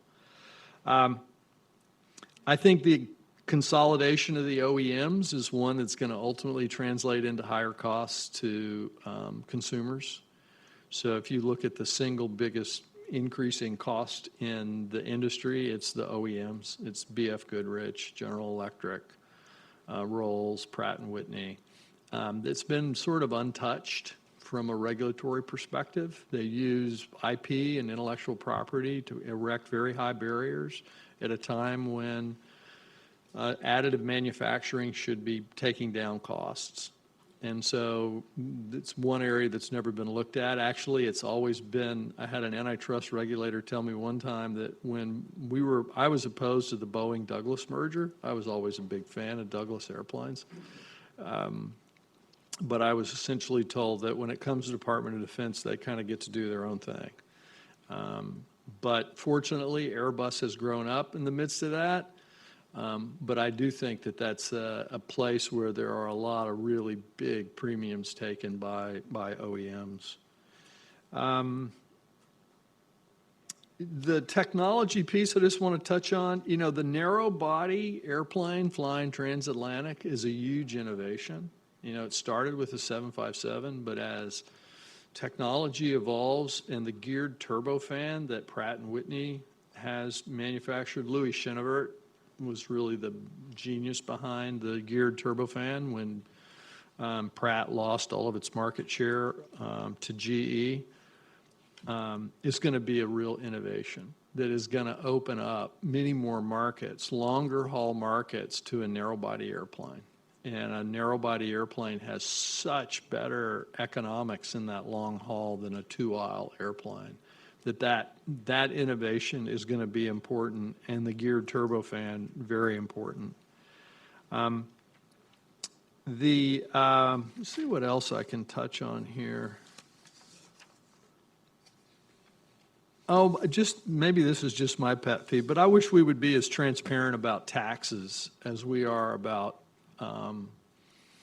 ancillary fees. I was actually involved in the TWA versus Morales case. Morales was the Attorney General of Texas, and I was at Continental as a lawyer at the time, which is the advertising case and the preemption. And then DOT went about, making consolidation of all the taxes and fees, and they've grown precipitously. It's about 25%. Consumers pay about a 25% tax on a typical domestic ticket. Understand all the reasons behind that, but it ought to be just as transparent as all the ancillary fees. Okay, I think I've probably touched on and hopefully proved my thesis, and now we can have a few questions and end on time.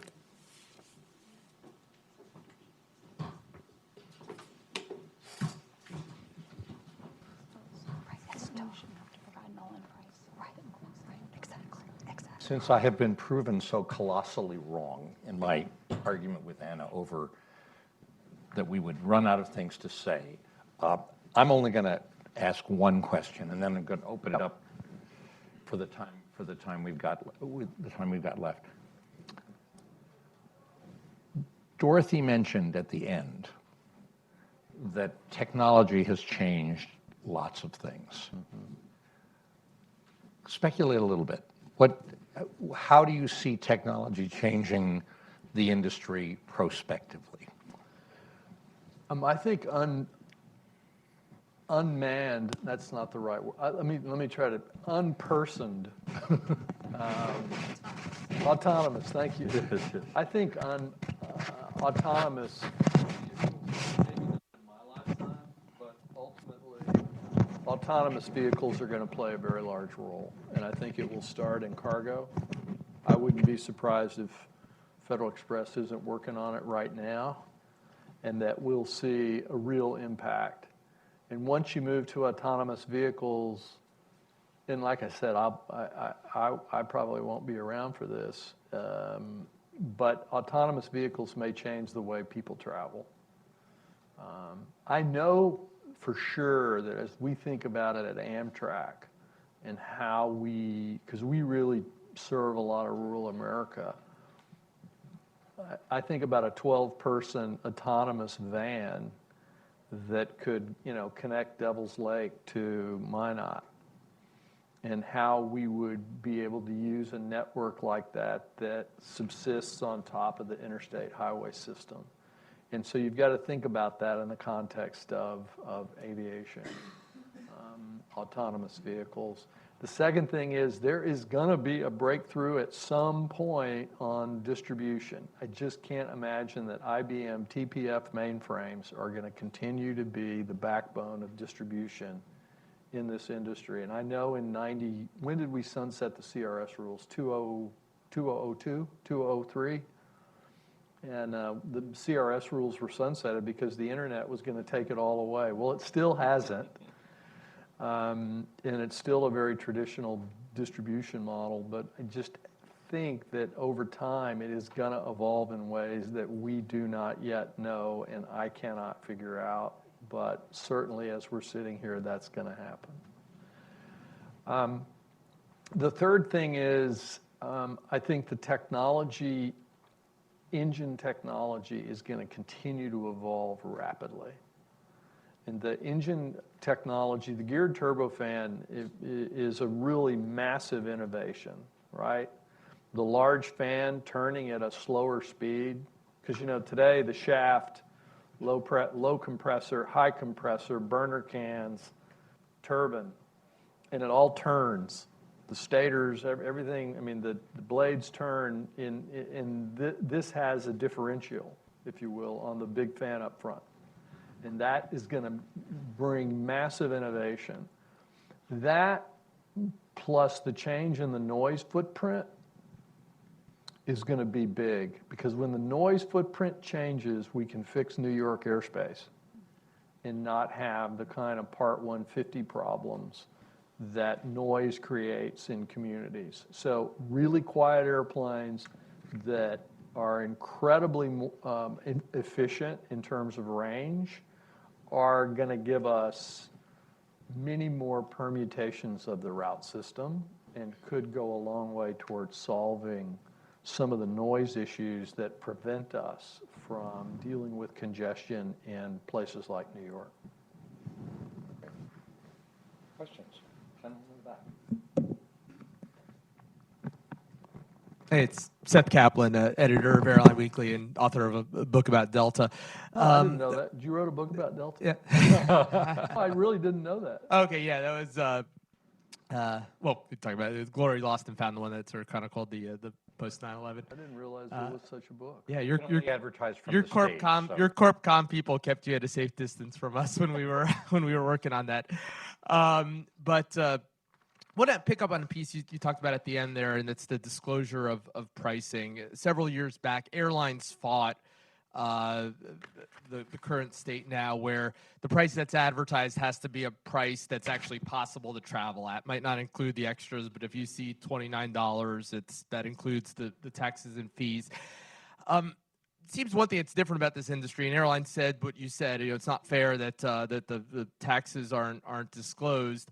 And whereas other industries, restaurants add on sales tax afterwards. What's different here is that the taxes are so substantial and some of the mandatory fees are substantial. How do you get the balance right there in terms of giving consumers what they want, which is, it's now nice to know that if you see an advertised price, you can travel at that price. But on the other hand, not hurting airlines and consumers by sort of perhaps encouraging the inflation of taxes because they're not transparent? Look, I mean, the answer is always what's best for the consumer, and that ought to be the rule. And now, there may be differences among policymakers about how you get to that best, but in terms of transparency, the consumer should have perfect transparency to what they're buying. That just to me is the given in like a geometric equation, that when you're thinking about the regulatory landscape, the consumer ought to absolutely have perfect information about what they're buying, what they're going to pay, what their taxes are, what the PFC is, all the pieces of it. Because that's how a free market economy has to work. The individual consumer has got to have perfect information, however you get that. Great. Wait for... Barry Wood, RTHK in Hong Kong. What about overcapacity in terms of the number of aircraft that are crossing the Atlantic every night? Is this something that the free market should solve? And what about the carbon footprint that is increasing with the explosive growth of the airline industry, the sales of more and more aircraft? I don't think there's a capacity issue because about 15 years ago, reduced RVSM was implemented in the tracks over the Atlantic. And remember, there's lots of space out there. It's just you fly these tracks to get the highest fuel efficiency. I mean, so it's not a capacity issue. It's trying to fly the most carbon efficient route. And when Atlantic RVSM, reduced vertical separation minimums, was implemented, I think, in the mid-90s or late 90s, I think the capacity issue goes away. Second, certainly the carbon footprint is important. Aviation is a little less than 3% of emissions. The tough thing is it's hard to find 6 pounds of anything that has as many BTUs. You see, so you got a physics problem. And, you know, there's a lot of work going on, but biofuels are arguably use more carbon. Now, I'd probably get in trouble saying that, but you know, growing a bunch of corn and Facts then are facts. Facts are facts. I mean, you use more Sometimes. carbon for those. I actually think that where the innovation is coming from is going to be the geared turbofan and continued innovation. Boeing did a phenomenal job on the 787 with lighter weight composites. So lighter weight equipment with more efficient technology, while the world works on whether, you know, cellulose-based fuels can be efficient enough.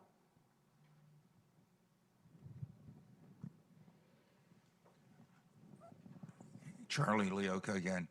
Can I ask you, years ago when we had all of the airline ancillary price transparency debates going way back to 2010, Delta always was one of the leaders of pushing back against transparency. And hearing you speak today that we should have total transparency for consumers kind of surprises me. I love it. I'd love to, maybe you can work with us. But what do you think why are the airlines so against open transparency in terms of ancillary fees? The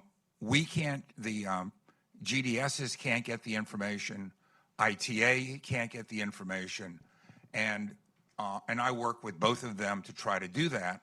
But what is holding this up right now for consumers? Well, you and I have a different view of history. We had a complete approach to transparency. It's just, do I want to give my information to a leveraged buyout at Sabre or a leveraged buyout by Blackstone at Travelport or to Google? They want my data. It was no different than when I ran the commercial businesses at United Health Group. Everybody wanted our claims data. No, you don't get our claims data. That's valuable. So the issue you have in all of those situations is what they want to do is earn a bunch of money on your data. It's not an eleemosynary institution that's asking to get your data. They're going to use it in ways that may be inimical to your brand and inimical to the way you run your business. And the classic example is selling illegal connections with carriers that you don't have an interline agreement with. And then somebody loses a bag, and then somebody gets mad at you because you can't service the P&R. So you and I have a different view of history, but I do think we agree completely that there ought to be perfect transparency. The question is, are you going to continue to let the GDSs do what the GDSs have done to carriers for a long time? And I started in this industry in the monopoly leveraging cases against Apollo and Sabre. So, I mean, I saw firsthand what happened with the GDSs. So I think there is a legitimate, and I'm out of it now. I'll be pleased to report that at Amtrak, we sell 90% of all of our own product on our website. We don't participate with OTAs, at least not yet, for that reason, that we want to control our brand. It'd be no different than forcing Apple to let third-party distributors advertise their phones, or Buick being required to let a complete independent third-party seller control their brand. So there's a legitimate commercial tension there about what the motives of those organizations are. One more. This gentleman. Raju Kutsreger. Since you have worked on both rail transportation as well as airline transportation, why is the rail transportation so restrictive in the sense that, that comparing to the model in Europe, the U.S. doesn't have as much rail traffic for passengers? Golly, now you're going to start me off on a whole nother. This is sort of my passion now about rail transportation in America. We absolutely have to do it. It is the most efficient way to move 300 miles between cities in America. We do it really well in the corridor. That is between Washington and Boston, and then some points north. And then actually we do very well from here down to Virginia and into North Carolina. But we are, fundamentally a car country. You know, President Eisenhower built the interstate highway systems, and Henry Ford brought us middle-class America with cars. So we are very car-oriented. But it's not going to be sustainable because our population is going to double in the next 30 years, but our lane miles on the interstate highway system are still going to be about 18,500 lane miles. So anybody that drives I-95 on a regular basis sees what I'm talking about. And the problem is that we made that choice for interstate highways, whereas in Europe, because of closer proximity and closer densities, they have dedicated passenger rail. Except for the Northeast Corridor, 98% of Amtrak is on freight rail. So we are hosted by UP, Burlington Northern, Santa Fe, CSX, Norfolk Southern, and a host. I think we have 22, we're in the midst of putting in positive train control. We have 22 host railroads that we're integrating with in order to run positive train control. We do not own or control the tracks that we run on, except in the corridor. So it's a challenge, but there's a way through it. We've been thinking hard about how to do it because we could do it really efficiently with European-style train sets, the lightweight DMU multi-mode train sets. We could make a really big difference. And we do in a lot of places. San Diego to LA, we carry over 3 million people a day. Milwaukee to Chicago, the Hiawatha is one of our most successful routes, how everybody gets to Chicago from Milwaukee. And then, of course, the Acela and the corridor and all of our service up into New York and into New England and down into Virginia have been really, really successful. But it's the result of the fact that people just can't drive anymore. And it's going to continue to evolve that way over time in urban areas in the U.S.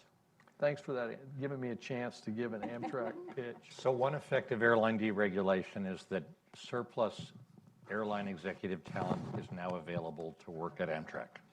Well, no, it's actually been really good because, you know, and I'll comment on that because I really do believe in my safety theory, or at least I felt that was the most important thing we did was operate safely.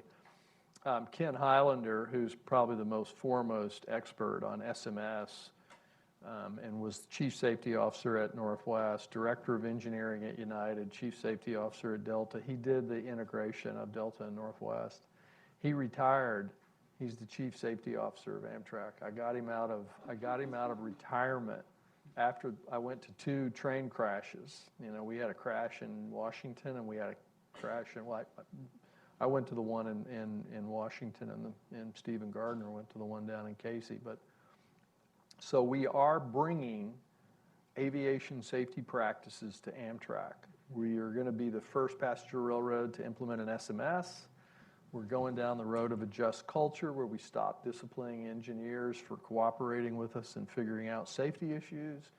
And we're going to change the face of safety at Amtrak by bringing the deregulated safety model of the aviation industry to Amtrak.